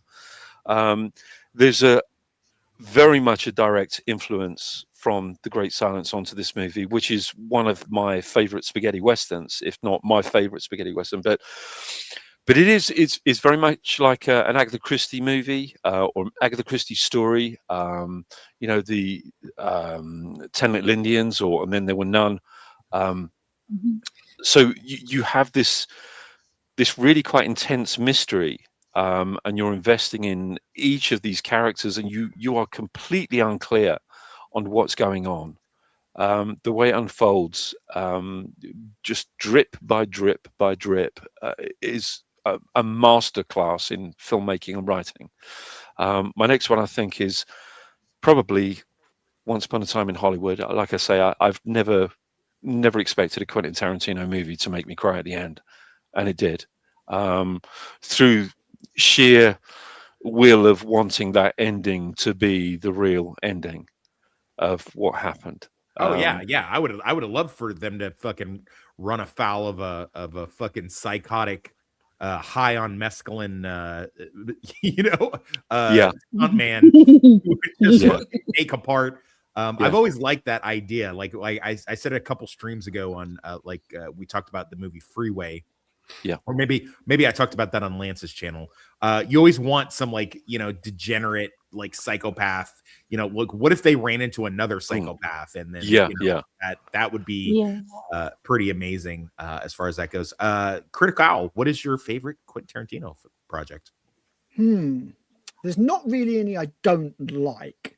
Sure. I think Death Proof's probably the one that I give the least of a shit about. Hateful Eight is amazing. I really like Django. But you know what? Can I take the 2 Kill Bill films as one film? Yeah. You can do that. Oh, may as well. It is one movie. Yeah, I think it's probably that then, to be honest. Yeah. Because it's got the more time to expand the narrative. But I think it's probably I agree with you on that for sure. And if I could make them into the one feature film that it is now as it's being released, then I 100% would agree with you on that. And what doesn't get a lot of mention is Jackie Brown. It's a great Elmore Leonard novel, and it was very well adapted by Quentin Tarantino. I didn't know that. I didn't know that was a novel, actually. Yeah. Rum Punch. The novel is actually a sequel as well to his earlier book, The Switch. Yep. Okay. Yeah. It's a fine film. I mean, honestly, how would you rank the Quentin Tarantino films? That's an all-day fucking thing, isn't it? Yeah. I agree with that. Yeah, I agree with that. You have to respect the idea. Now, whether or not he'll actually stick to this, and I guess he is getting older, so maybe he will stick to this, but you have to respect the idea that he's understanding, and Critic Al and I have talked about this when we did Alien Romulus. It's you can get past a certain point and then you stop being good at your power of direction maybe atrophies, and Ridley Scott, arguably one of the best directors of all time, but you got to admit, man, the last several years he's just been churning out clunker he's got a film out this year, actually. I've not seen anything about it yet. It's Oh, called no. Dog No. What? The last decade's been rough, man. It's called Dog Star. Really? Oh wow. I don't know. Yeah. But no idea. No, I know literally no. It's a sci-fi film, but I know hardly anything about it. But to box yourself into a 10 limit project is pretty ballsy, and it's also it's one of those things that it's just I could, if anyone was going to do something like that, it would be Quentin Tarantino. Yeah, I think if there's any director out there that's got the integrity to do that and stick to it, it is Quentin Tarantino. Yeah, and it is to do with integrity. I think it's entirely to do with integrity. Just a little known fact. I don't know whether anybody is aware of this, but Reservoir Dogs in the US was on its first release was a flop. It did nothing. It was, and it wasn't until there's a UK TV presenter and was a film reviewer, a guy called Jonathan Ross. Now he reviewed it and he was really pushing this movie. And he pushed it and pushed it and pushed it, and because he'd seen it at Sundance. Oh, okay. And then it was released in the UK. Then it started to gather a little bit momentum. So I had no idea that was down to Mossy. then they re-released it in the United States, and it became this enormous hit. So that was down to, for good or for ill, depending on your opinion of Quentin Tarantino. Certainly for good in our case. That was a wonderful thing to have been done for him that really assisted him. And what was interesting was that he appeared on the Jonathan Ross chat show probably about 15 years ago. And he thanked him personally. He said, without you, he said, I wouldn't have had a career. He personally thanked him for pushing Reservoir Dogs because it just would not have had the success that it had if it wasn't for Jonathan Ross.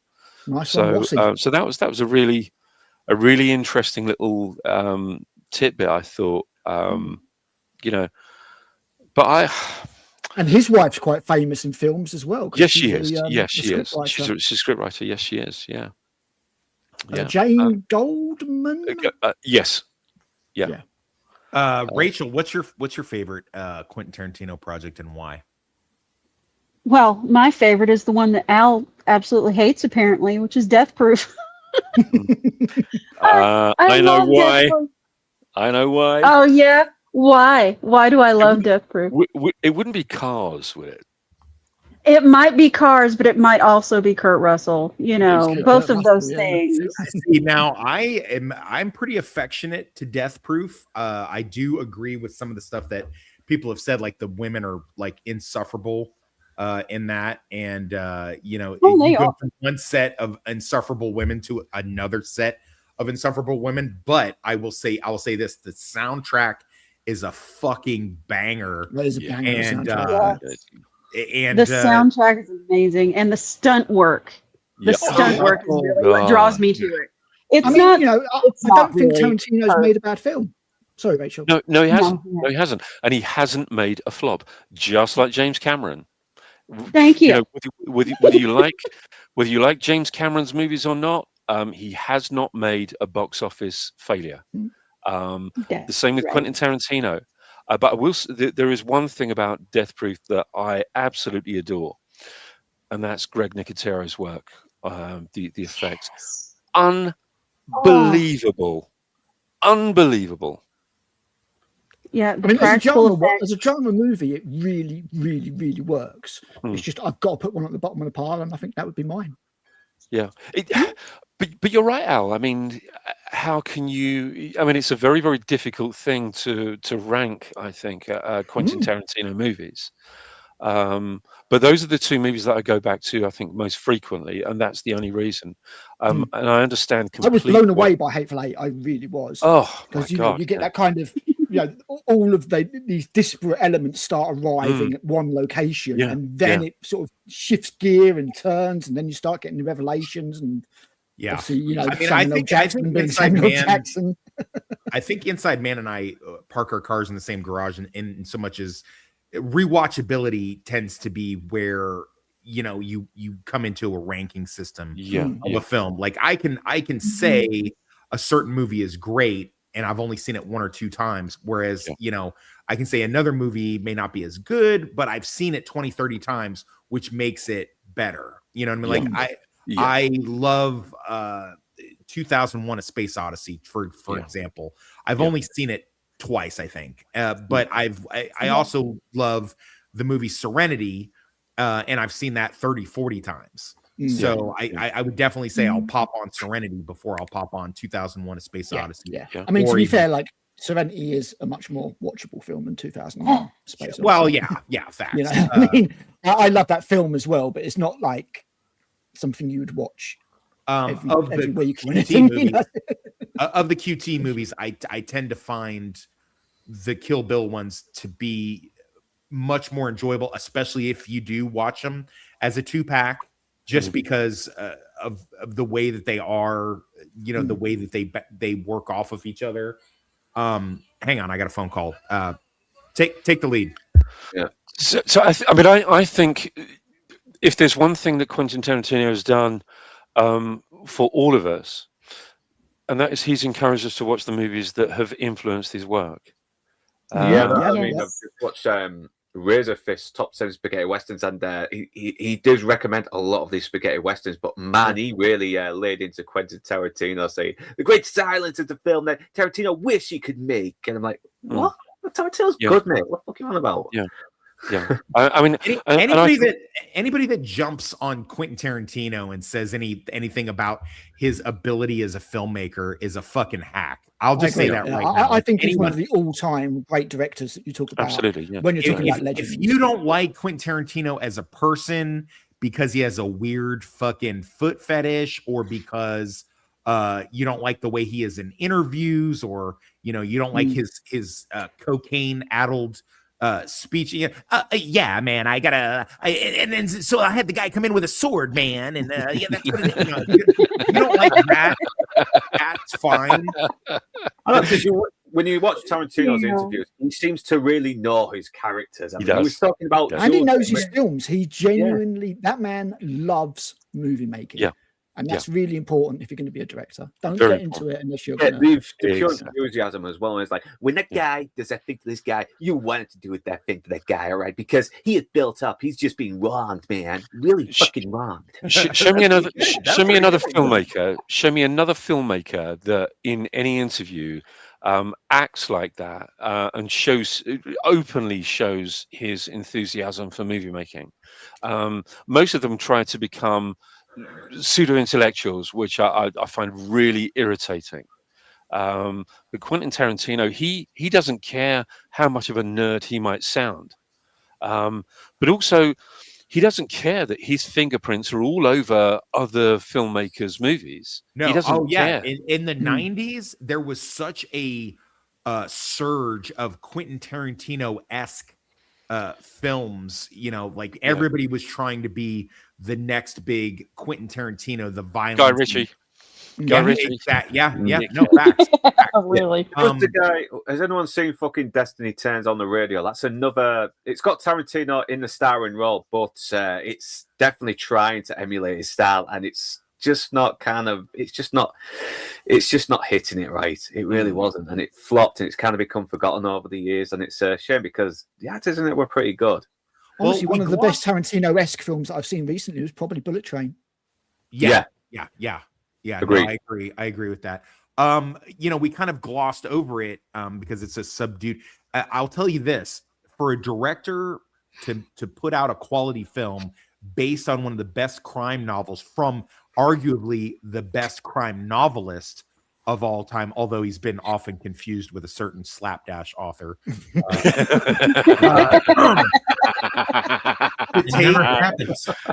To take Elmore Leonard's work, and he didn't. How could I put this? He didn't bastardize it. He didn't bastardize it. He didn't Tarantino-esque it up. You know what I mean? Like, he didn't take Rum Punch and turn it into. It was like a love letter to that film and to that novel rather, and absolutely. To blaxploitation films in general. He just brought it up from a 70s setting into a 90s setting, which is totally fine. And then even injected 70s greats like Robert Forster and Pam Grier into that film, and made it what it is, but without it's like I don't think any other director could have done that. And that's both good and bad. You look at Christopher Priest's novel, The Prestige, and then what Nolan did to it. Now, yes, did Nolan improve it? I stand by the fact that he did improve it. I think it's better than the book by far. But you have to admit that he did change the work. Now, the ending particularly completely. Yeah. Different. Conversely, The Martian was very faithfully done, but you can still see Ridley Scott's fingerprints all over that shit. His last good film, I think.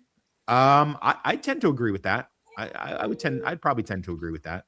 I mean, you're right with Rum Punch. I mean, I think, and I'm pretty sure that you'll agree with this, that because Elmore Leonard was such a huge influence to Quentin Tarantino's writing, that's where they converge. They don't. It's not like they're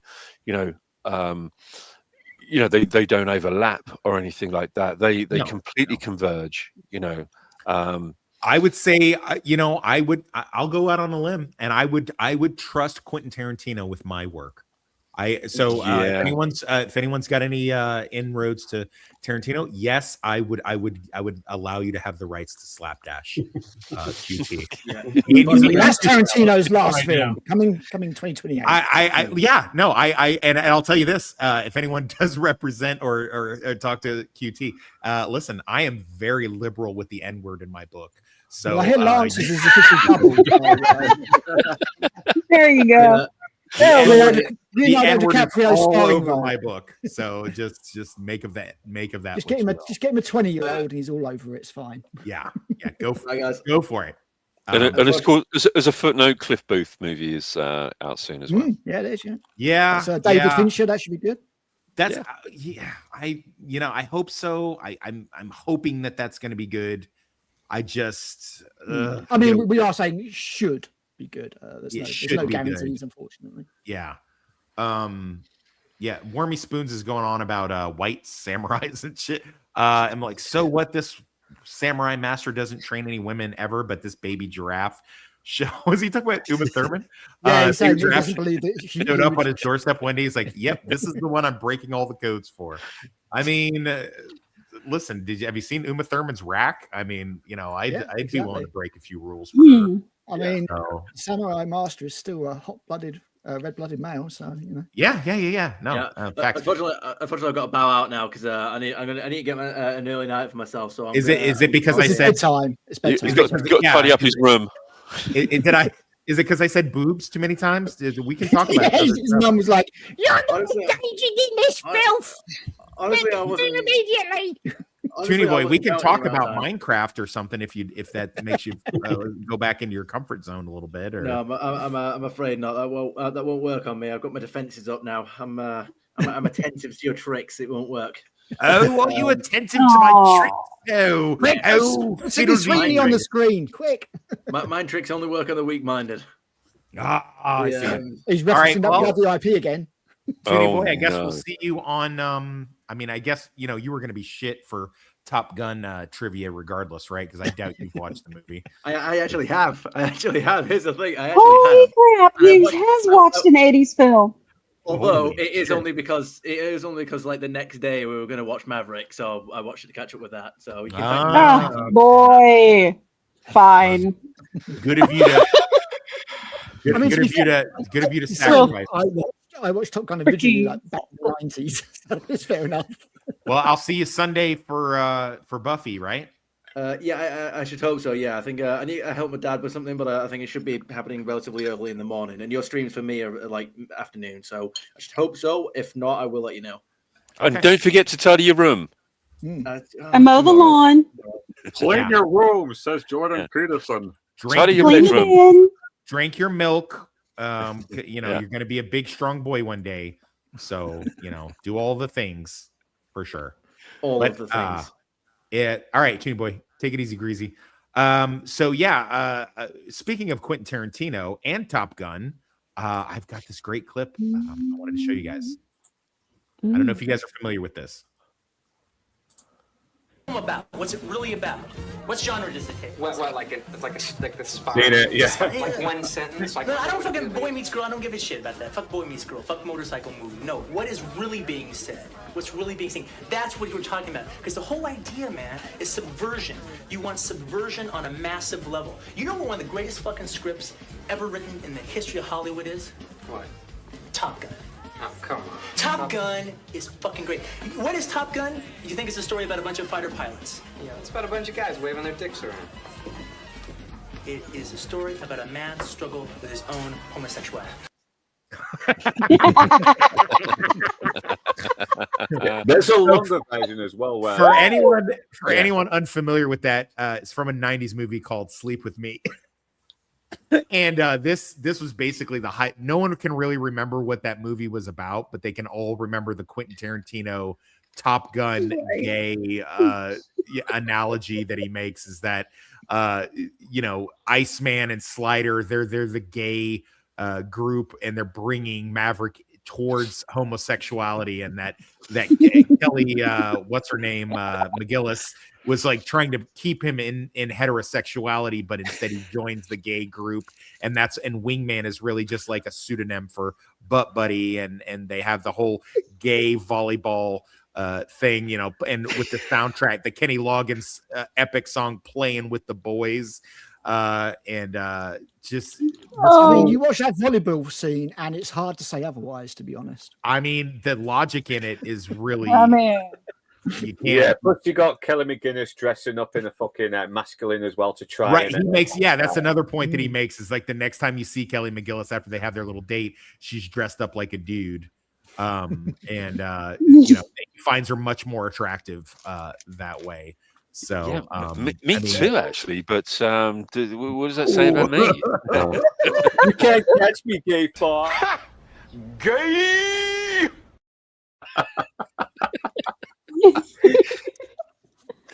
Like that. That's an epic, you know, rant that Tarantino had, and I love that came out way before all of the gay rumors. I mean, listen, Tom Cruise basically did it to himself, jumping up and down on Oprah's couch, telling everybody, I love Katie Holmes. I love Katie Holmes. I'm not gay. You know, I mean, that's why I love that South Park episode, The Closet. Yeah. You can't catch me, gay thoughts. You can't catch me. Yeah. Tom Cruise, I think it's best you come out the closet. You know, Tom Cruise, gotta come out the closet, man. I'll go. Would any of us care? I mean, you know, I was saying he was gay like 20-something years ago, and everyone was kind of just like, no, come on, man, you're being ridiculous. Like, he was married. Like, you can't be married and be gay. Like, here's the reason why Tom Cruise can't come out as gay, because he is like the movie star that he is, and people just, unfortunately, even in today's climate, would just not be accepting of it. But I mean, I will point to this. There was a 70s heartthrob figure who did many movies, miniseries, and films, including a certain samurai, you know, miniseries that a lot of you may or may not know. Richard Chamberlain. Richard Chamberlain. Yes, Richard Chamberlain was the Tom Cruise of the 70s. He was, and, you know, he was putting from the rough the entire time. So he was cock meat Thursdays, you know, just every single week for him, and he was totally into dudes. And you know, he came out later. Listen, there's going to be an elder. Well, he's pretty old now, but there'll be an elderly Tom Cruise that comes out with his longtime lover and just say, you know, hey, this is, you know, this is the life I led, and Scientology helped me cover it up for as long as I could. But, you know, unfortunately, you know, I'm fairly certain Nicole Kidman, Mimi Rogers, and Katie Holmes have all signed fucking NDAs of some kind, not to fucking out Tom Cruise is like the total queer homo that he actually is. And that's okay if you're gay, Tom. I'm fine. This is the thing. Nobody cares if he's gay, apart from the studios, because they're like, if he's gay, there goes our female audience. Right. Yeah. Not really. They've never heard of fan fiction. Clearly, they don't understand why we like Interview with a Vampire so friggin' much either. Right. Yeah. Oh, he's gay as shit. Yeah. He's gay as shit in Interview with a Vampire. Yeah, I mean, he's not actually. What I'm saying is, he's not actually gay. So the female mind, you know, thinks it's okay because I know he's not gay really. Gay here. Well, they're totally playing gay parents to a little vampire girl. They are. Okay. I'm not saying that in the books. In the books, they're totally gay, but you know he's not gay in real life. So that's fine. I think the appeal is that that makes him even more inaccessible, which makes him even more desirable. When somebody's inaccessible, they're more desirable, aren't they? I mean that's really, really not my. That's certainly how I. That's certainly how I came off in prison. I can tell you that. I have to make some examples here. Rachel, give us a definitive answer on this, please, because you know. Okay, sorry, I have to give y'all some examples. Yeah. Example. Go ahead. Some of the men with the largest followings among female fans are Lee Pace, Luke Evans, and Richard Armitage. All three of them are gay, I don't know and who we any all of those. fucking love them. Okay, I don't know They're who all any of those gay. people are. Yeah, did you didn't know this? Good lord, man. They're openly gay. I had no In idea order- any of those three were gay. In order, who is Lee Pace? Who is that? Lee Pace was in The Hobbit.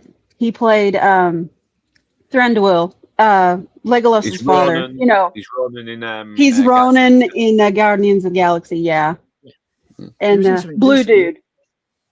Yeah, he's been in a lot of stuff. Good actor. I Yeah, had no idea he was gay. yeah, he really is. I can't believe you didn't know Luke Evans was gay. That's been a big problem You'll with be studios telling me not Ian wanting McKellen's to gay. hire him. Rachel, you'll be telling me Ian McKellen's gay next.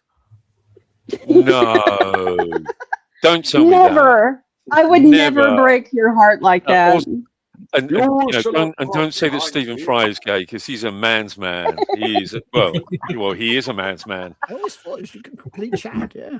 I didn't know. Okay, so Ronan the Accuser is a gay dude. Yeah. And who was Yeah. who was the second? Who was the second person you said?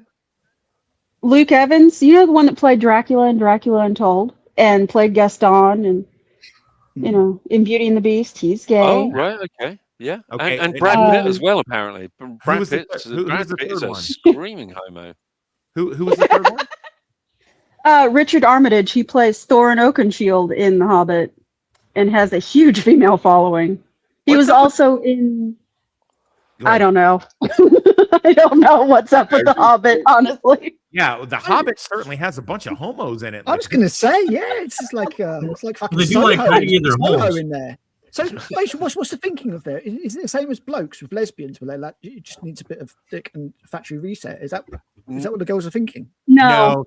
For women, it's they like the unattainable. They like knowing it's there. They can't have it, but nobody else can have it either.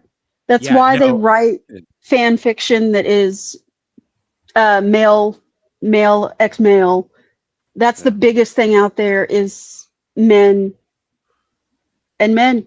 Gay fan fiction is the biggest thing that women write. That's weird. Yeah, I'm still not writing any gay porn, but seriously, that's really weird.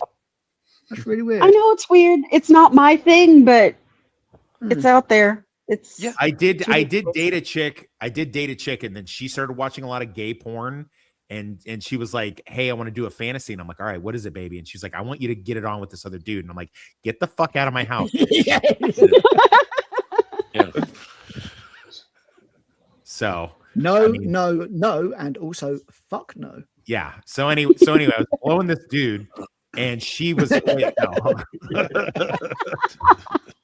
no, nobody's that hot. Well, maybe Sydney Sweeney could maybe convince me to. If Sydney Sweeney and the dude that she's in the housemaid with wanted a threesome, I could probably make that happen. Maybe. Although I will say George Clooney in From Dusk Till Dawn. Yeah. Maybe Henry Cavill. I could probably do something with that. Fuck. Exactly. Are you going to be top or are you going to be bottom? That's the thing. Well, it's Henry Cavill, so it's pretty much dealer's choice on that one. whatever you want, baby. I mean, listen, you can call me gay as you want, but I'm going to be like, yeah, well, maybe gay, but I was with Henry Cavill. Yeah. What have you done? He's gay, but he's winning.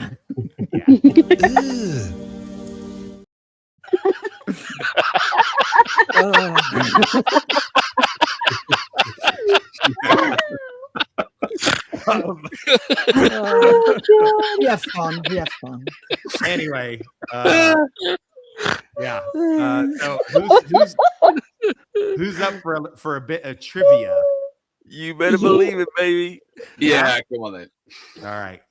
Well, we all know what time it is, and we know the topic for today, don't we? Hey, Maverick. Yeah. Did you hear about ice? What's that? You want another one? Really? Yeah. I feel the need for speed. Yeah, that is pretty gay. That was pretty gay. That was pretty gay. as far as that goes. Okay, then, yeah, we're gonna do a little Top Gun trivia. I have odd number panel today again, because Toonie Boy decided to go work on his bedroom in his fucking Roblox. I'll go with L. I'm going with L. I think you know what I think we do today. I think we. I think everybody's on their own. I think everybody's on their own today. What do you guys think? Al's gonna win this. No, he's not gonna cheat. I doubt it. I can't remember last. I mean, I last time watched Top Gun be when Maverick came out. I'm gonna. You know what? I actually, you know what I will do. I'll make Team 1 Northern English and Al, and Team 2 will be Cinematic Inside Man and Rachel. Is that fair? Top Gun wasn't 1985, was it? 1986. It was 1986. I've seen it. By the way, Wormy Spoons agrees doing it with Cavill isn't gay. I agree because it's Henry Cavill. That's not gay. That's just a human experience we should all have. Inside Man, have you met Henry Cavill in your? I've not actually met him. No. I'm the only one who's met Henry Cavill. Yeah. You know what the funny thing is, you would get so much if you did do a gay thing with Henry Cavill. You would get so much pussy after that because you just tell chicks at the bar like, "Hey, I fucked Henry Cavill." They'd be like, "Let me suck your dick right now." Yeah, I've met Henry Cavill. I know him personally. Yeah, it's a good friend of mine. I'm still not sure that's worth having a sore bum. You're all the time she's assuming sucking me up, I'm just going to be like, my bum hurts. So no, I'm not. Listen, if your bum doesn't hurt after you're doing some rough sex, you weren't doing it right. Well, if you're embarrassed about it, just say you're playing Warhammer with Henry Cavill, right? Yeah. Is that more or less embarrassing? That's the thing. Brother, what's that? What's that, brother? I mean, to be fair, it was Warhammer World where I met him, so you know. All right, here we go. Oh my god, he met Henry Cavill. I'm so wet at Warhammer World.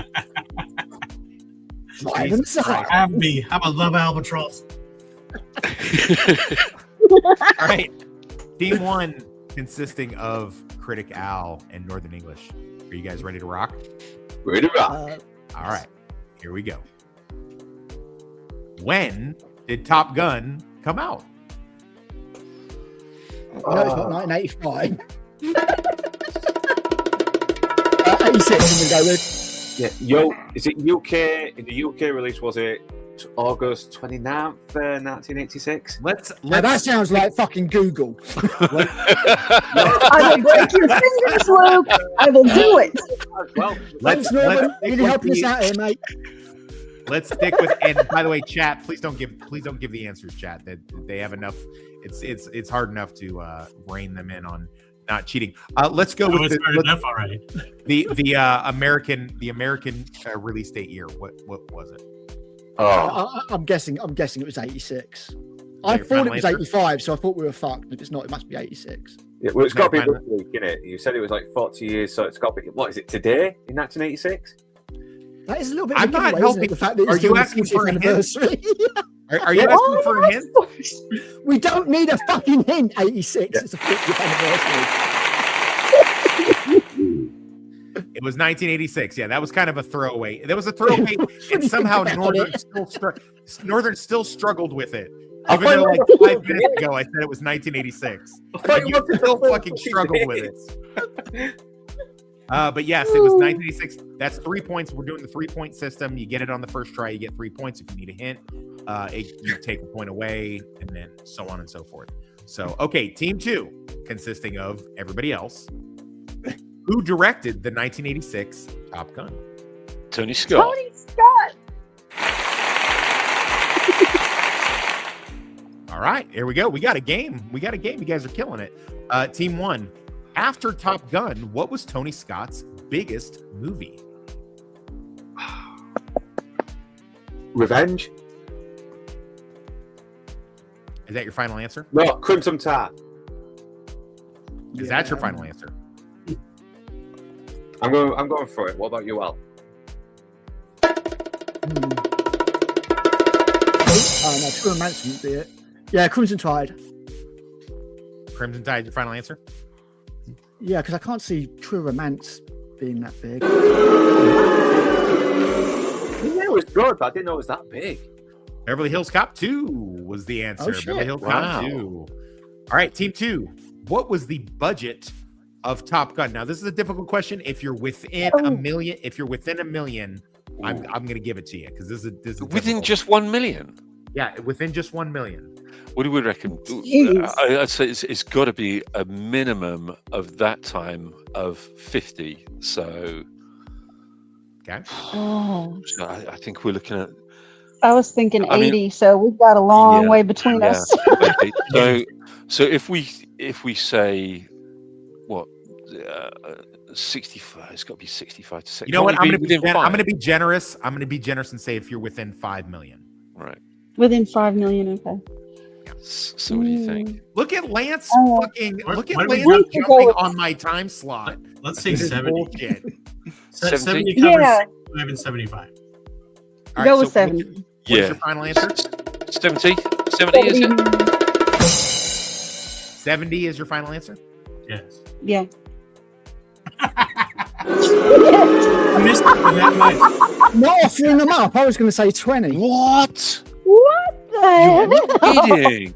Okay, well, good. Really? You're so good with numbers. That's Here's your unbelievable. chance, Team 1. Wow. How much money did Top Gun Oh, make in the box numbers are office adjusted. worldwide? If you get within 5 million, I'll give you the points. 100 million. Is that No. your final- 15. It was huge, dude. It was huge. Yeah, it's got to be more I- 100. It's I'm going to 500 say million. between 250 to 300 million. We'll go 300 million. Oh! Wow. You're closer than we were. Unbelievable. That is impressive. On 15. Mad that it took so long to make bloody that is a sequel. mega that Wow. is a mega Massive box hit. office smash right there. Yeah. $15 million budget made 350 million. That's fucking epic, bro. I think what's really mental is that was only a $15 million budget movie. Well, now that In I'm thinking about it, 1986. because they had so much help from the U.S. government, used it as a recruiting tool. Of course, it didn't cost as much as you think. Yeah, I didn't think about it. Damn. Anyway, Pete Mitchell. Okay.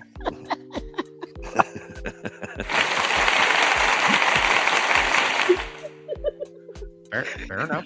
Okay. Sat there too long. I'm sorry. It was bugging me. It's okay. Was it even your turn? Yeah, Yeah. Oh, Yeah, it was. it was. thank God. Okay. I'll just answer all the questions first. No, don't do that. Don't do that. All right, team 1. What is Maverick's? We just learned his name. What is Maverick's rank? And this is in part 1, not part 2. Fuck. I've forgotten now. Al, do you remember? I think it was a lieutenant. That's your final answer. I'll go with Al because He definitely wasn't keeping in captain or mind- anything. No, keeping in we'll go mind- let's go lieutenant. Keeping in mind that Navy rank is different than all 3 other branches of ranks. So just keep that in mind. Is that still your final answer? Yeah. Yeah, well, it's not like he was a petty officer or anything. Yeah, I'm going to go lieutenant because he's not captain. Yay! I'd like to point out that says lieutenant, not lieutenant. That's what we say in the UK. I have no lieutenant. idea British why. way of saying it. It's lieutenant in the British forces. So Yeah, I know. And do you know why it's I lieutenant? mean it. I don't know why because that blatantly does not say fucking lieutenant. Do you know why it's lieutenant? Do you know why it's lieutenant?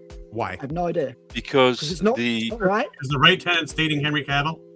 you're actually you're actually kind of on the same track. It's because on parade he stands to the left of the senior rank, which would be the captain. That's why it's a lieutenant. Yeah, us British have done a lot of retarded things. That's probably the most retarded. In all honesty, no, seriously. I'm retarded? Oh, no wonder it's so fucking hard to learn English. We're not going to All say right, whose turn where is they it? are. Team 1 or is it Team 2? It's Team 1, right? It's harder. This is It's Team 2 because I actually- just did lieutenant. Yeah. Oh, right. Team 2. What is Goose's real name? Oh, I do know this, but I think I'm going to throw this over to Rachel. no.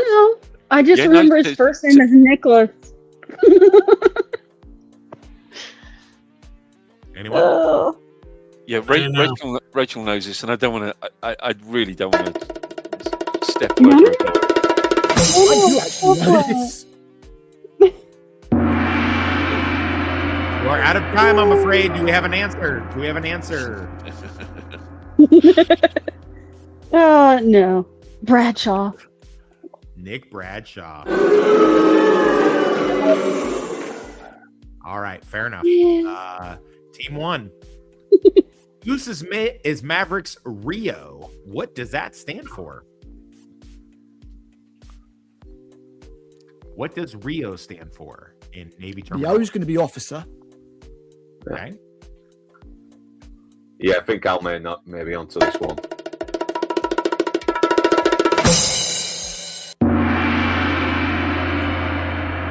You have run out of time. What is your answer? I don't know. I know the O's officer, but I don't know anything else. I don't know. Yeah. US Going Navy. Yeah, I can't fucking answer this one. To be Going honest. twice? You have hints, people. Okay. Yep. Okay. Team 2. Who is Maverick's wingman during the opening dogfight, excuse me. The opening. Now I do know that one. Tell me. Cougar. Is that your final answer? Well, she is a cougar. Should know. Yeah. Oh. As a reminder, hopefully you guys are keeping your own scores because I am not doing it, and I don't think we have Nick's today. So We had a 7 million. I got it. Keep in mind, each question that you get right on the first try is 3 points. F-14 Tomcat. The points depreciate as you go down if you need a hint. So, what kind of planes do they fly in Top Gun? The first It's a Tomcat. Yeah, I was just answered that one. Yeah. F-14 Tomcat. I was obsessed with that plane as a child. Not that Alan's got the Wikipedia page up. Yeah. If I needed the Wikipedia for that, I deserve to be fucking shot. Where is the top Team 2? Where is the Top Gun school located?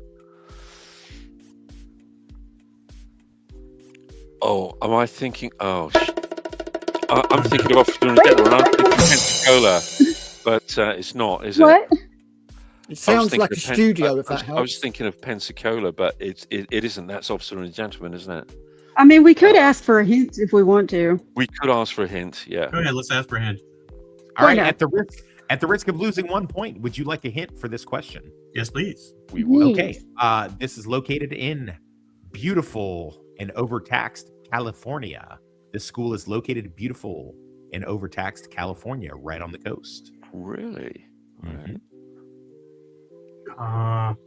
Didn't help. Knew it was in California. Didn't help. All right. So I know Malibu Beach and I know Venice Beach and No, it's not Venice Beach. I don't know Hollywood Boulevard. Okay, for 2 San points. Diego.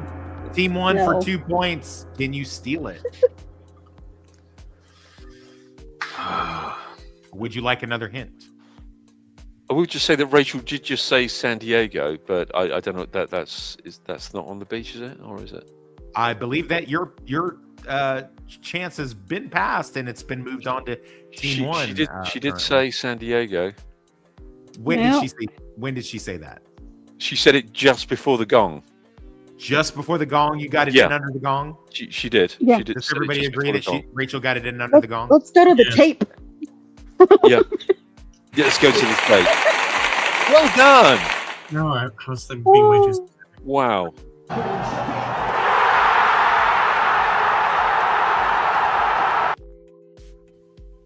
All right, fair enough. Let's pull up the last slide for the last set of questions for our trivia. And here we go.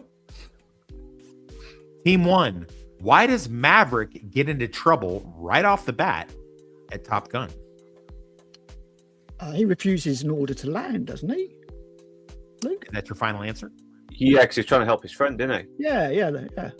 I'm going to help you out a little bit without giving you a hint. This is at Top Gun. Why does he get in trouble right off the bat at Top Gun at the school? Or is that the one where he does the fast flyby? Are you asking me to answer the question for the question that you're trying to answer? I'm asking the question, hoping that Luke can remember, because Yeah, I think he does a maneuver and it sort of like gets him into trouble, doesn't it? Because he kind of yeah. I'm retarded.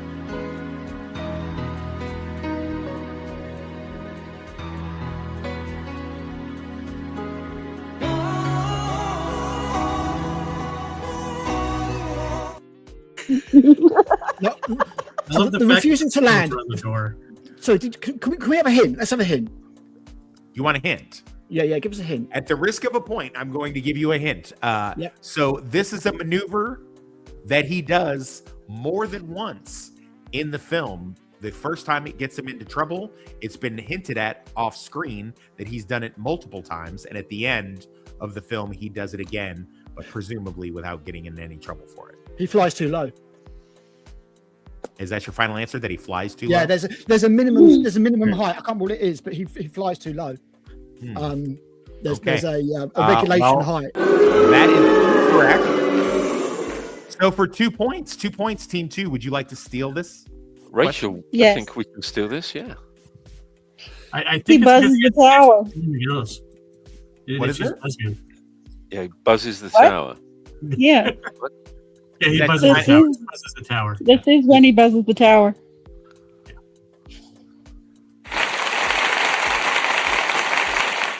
That is a 2-point steal for Team 2. A 2-point steal for Team 2. Please make sure you guys are keeping your own scores. I've got too much shit going on. I'm way too important to be doing this. All right, Team 1, time to redeem yourself. Here, which character said, "The Defense Department regrets to inform you that your sons are dead because they were stupid"? Which character says that in the original Top Gun? I'm starting to wonder if you guys watched this movie or not. That's Team 1. Team 1. Ah, fucking hell, I forgot the character's name, but it's played by the arsehole in Back to the It's not Future, our isn't it? turn, is it? Yes, it's your turn. Oh, because you stole. Oh, right. Okay. Sorry, I didn't think it was.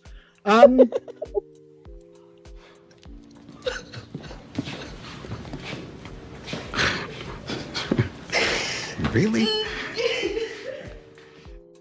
It's like something that the Michael Ironside character would say. Dude, what's? Are you guys playing another trivia game on another? What? I'm trying to remember. Is it the arsehole from Back to the Future or Michael Ironside? I'm just playing some Warhammer with Henry Cavill over here. I don't know what you got. I'm going to go with Jester. Jester is the one that says the Defense Department regrets to inform you that your sons are dead because they were stupid. Is that your final answer? Yeah. Got a better one, Luke.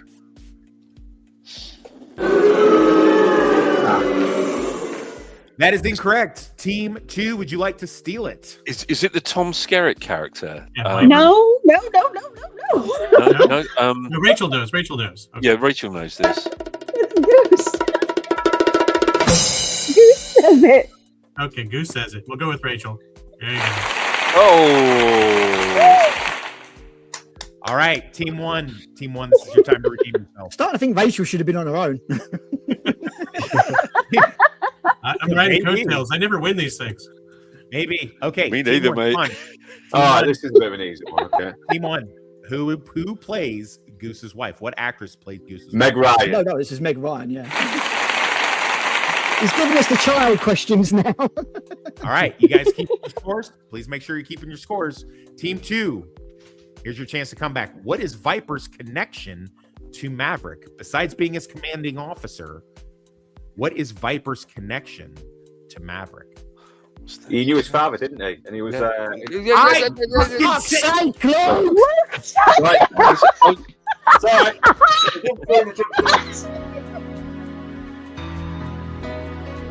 retarded?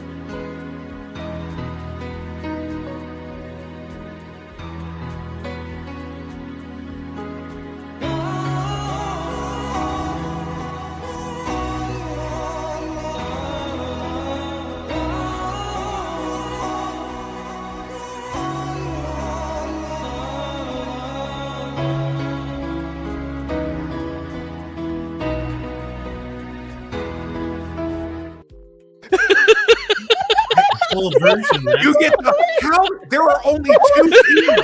There are only 2 teams. How could you possibly have fucked that up? You just got a question right. Why would you think you're getting another question? Why? Why would you do that? Won't think it. So what do we think the answer is? I want it to be.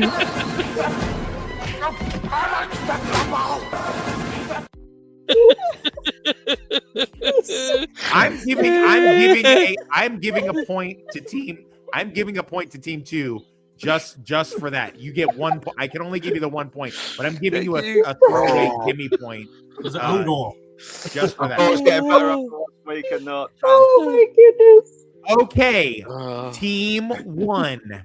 Team 1 consisting of Northern English Bastard and Critic Al. After Goose dies, who is Maverick's new Rio? As a reminder, the Rio is the backseat guy who is the radar intercept officer. Who becomes Maverick's new Rio after Goose dies? Spoiler alert for a 40-year-old movie. Team 1, you can answer either Northern or Critic Al. I'm trying to think of the actor now. Black guy, isn't it? What's he? Oh my god! Black guy. What? Bro, what are you talking about, man? Sadly, I'll think it's Morgan Freeman. I'm shit out of luck. So, Is it Sundown? One time I was flying in Rio for Maverick.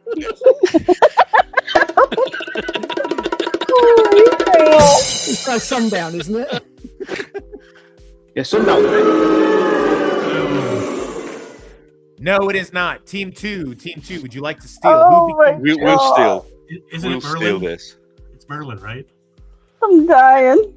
Is that your final answer? That it's Merlin? It's Doc. It's not Doc. It's not Merlin. Who is it, the black guy? Sidney Poitier. Yeah, just go with Merlin. Clarence. Morgan Freeman. Clarence Gilliard is the third that played. Get Biddy flying or get Biddy ejected. Fun now. Merlin is Tim Robbins, so it's not. So what is the answer, guys? I'm dying. What is the answer? At Top Gun or when he's on the ship. That is important. His permanent Are you one asking or the for one at hints? Top Gun. Are you asking for a hint? Fine. Yes. Do you have a hint? Yeah. For 2 points, the answer is when he goes out on an actual mission. When he on the Then ship. it's Merlin. Okay. Okay. 2 points. Ooh. Okay, back to team 1. Holy Now hell. of the two teams, we're going back to team 1, which Northern, you're on team 1. So this next question, the one on the screen right now, this question is for you and Critic Al. Which actor turned down the role of Maverick because he felt the film glorified the military? That was Matthew Modine, I think. Is that your final answer? Unless Luke's got a better one. Well, Critic Al seems very cool.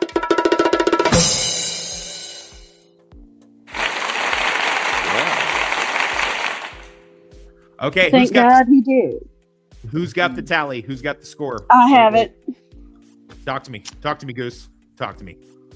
Team 1 has 15 points. And Team 2 has 20 points. Yay! Holy shit! Team Rachel.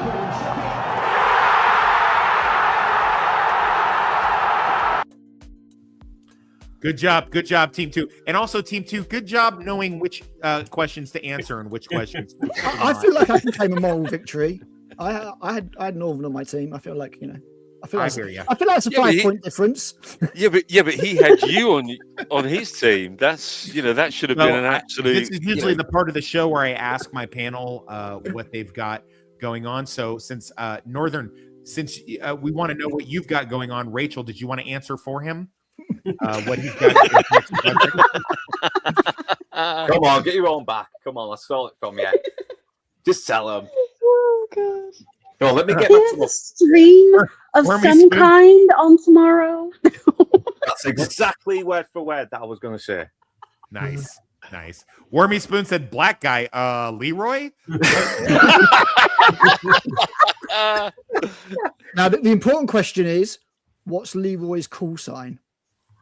Chocolate cowboy, obviously.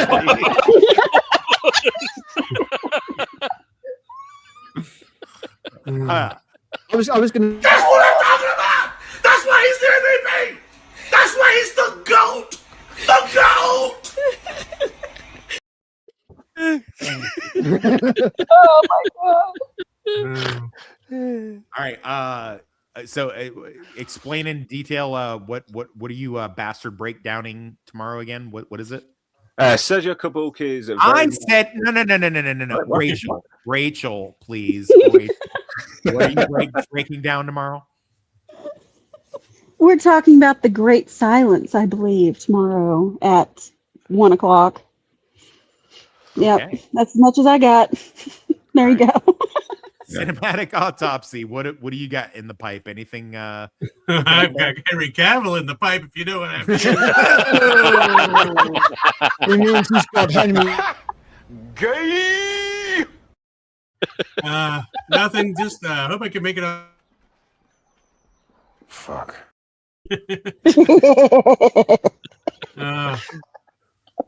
Nothing on the pipe. Just looking forward to coming back next week. We'll see what's going on. I got to All mow right, the well, lawn. you're always welcome. You're always value added. Brilliant. Cinematic autopsy. Rebel Rose, what have you got going? And Rebel Rose only. Don't need you to answer for her. Northern. What have you got going on? Some stream. I'm joking. No, really. Some stream tomorrow Don't know me, and I after. wouldn't have done it. And if you, If I don't know you, then why please are we- stop interrupting me. I freaking love that clip every time. He's so mean to me. Love me. Oh my god. But no, we're going to be talking about Friday the 13th tomorrow after Luke's done with his movie. So, Oh wow. me and Inside Man, we're talking about Friday the 13th. The original movie? The original. Of course. The only one that matters. The only one. Okay. Wow. Okay. Well, I mean, that's a reboot that I actually Everybody dig goes because there's a lot of sex in that movie. Like a lot of sex. That's almost like a low budget porn movie. Is the reboot. Which pissed off Michael Bay. Michael Bay was so pissed that there was too many boobs in that movie. There was a lot of boob action in that movie. There was yeah, no, that was good. Yeah, that Critic like is a Al, bad what if, thing. I unfortunately I think I know what it is that you're gonna plug, but go ahead and I am halfway through editing the Jurassic Park video with Rachel, and I'm having a lot of fun editing it. So I think you guys can have a lot of fun listening to it when it's finally done in 2028. Also, I'll hold you to that. Starfleet But that's Atrocity. that soon. That's soon. Yeah, I'm gonna double time it. Yeah. Starfleet Atrocity episode 6 review will be coming soon. Okay. And I'll also be discussing that at length with another Star Trek channel called UK Danger Man Reviews tomorrow. Oh wow, okay. Nice. That's interesting.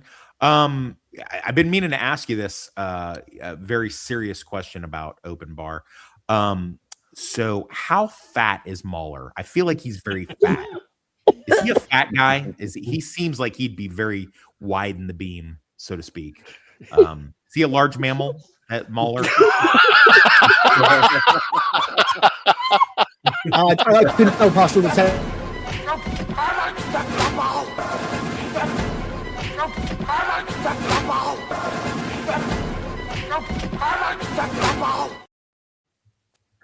Funnily enough, I don't actually know what Mahler looks like. I've narrowed it down to about one of 4 people in the photo, and that's as close as I can get. Wow. I think I Yeah, know. although he is a although he is a massive racist. Yeah, Wormy Spoons agrees with you. He isn't as fat as he is racist, if that tells you. Oh, he's I cute. mean, nobody is. You know, like Lizzo is not as fat as Mauler is. You know, or as racist. Wait, old Lizzo or new Lizzo? Yeah, new Lizzo's pretty skinny. Both of them combined. Yeah, new Lizzo got her chubby little fingers on that Ozempic, and body positivity went right out the window. Inside Man, anything cooking up for you? Yeah, I am obviously doing The Great Silence with Northern tomorrow. The movie that was the big influence for Quentin Tarantino's The Hateful Eight. And straight after that, I'm jumping on with Rachel, and we are doing Friday the 13th. But directly after this, I'm jumping onto the Outcast Creative, and we're doing a top 5 of naval warfare movies. So, Nice. So Top Gun. No.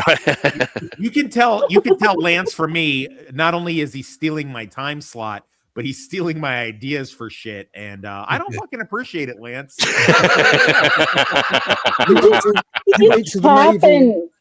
Wait to the naval trivia section. Yeah, exactly. He just happens to talk about naval films on the day you're talking about Top Gun. I see how it is. Yeah. When we say naval films, we're not talking about ships and water and all that kind of stuff. We're talking about belly button fetishes. Yeah. We're ranking Lynch films. Yeah, that's the kind of naval films we're talking about. Actually enough, there's a good naval scene in the middle of Top Gun. Yeah, there is. Yeah, there is. Yeah. There's one in Hot Shots as well. Yeah. Even better. I like that one. Lots of navals in Top Gun. Well, like I said, we did lose a couple people. I did want to do a little tribute to Dawson, aka James Vanderbeek, or I guess actually that'd be James Vanderbeek, aka Dawson, but whatevs. You will be missed, my friend. It does suck that we lost both of these guys very close together. Lead singer Brad Arnold of Three Doors Down as well. And both sucks because they're both my age. So that doesn't make me feel super fucking great. But I guess if Inside Man, who's in his late 60s, can I guess that's well, it is what it is. I like that Mr. E is just popped in just to get Lizzo as Lesso. That's pretty funny. That's pretty funny. Navy film, swabbing the deck and fingering each other in the assholes. Wow. Okay. Well, that escalated quickly. Well, I mean, I'm sure Master and Commander will be in the list. So, Is Master and Commander a movie, or is that like some kind of gay fetish? It is. It's one of the finest naval movies ever made, I think. All right, fair enough. Yes, it is. Anyway, James Vanderbeek, my friend, you will be missed. So sorry that we lost you guys to cancer very recently, and I hope you will be well remembered. Here's a little tribute to the Vanderbeek.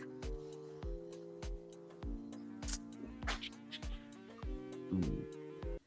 I don't want to wait.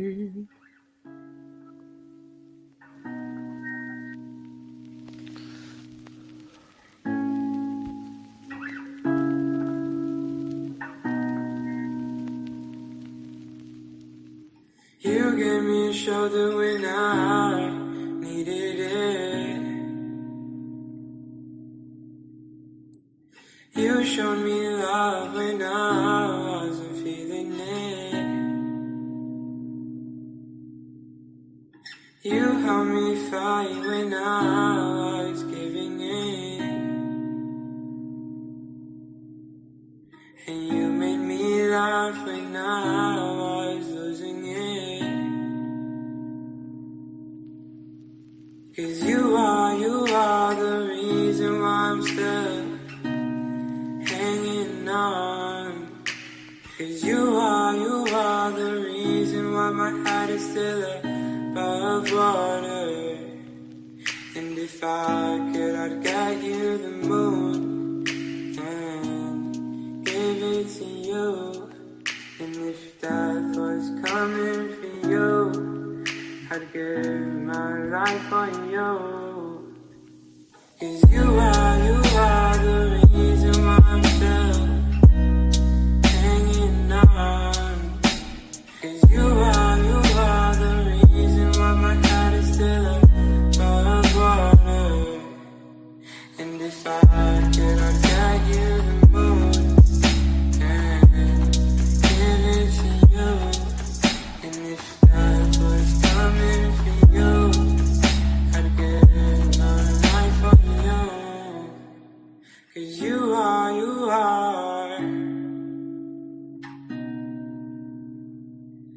oh, you are,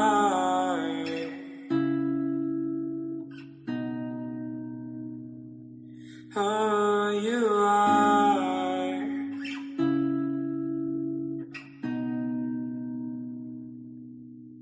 you.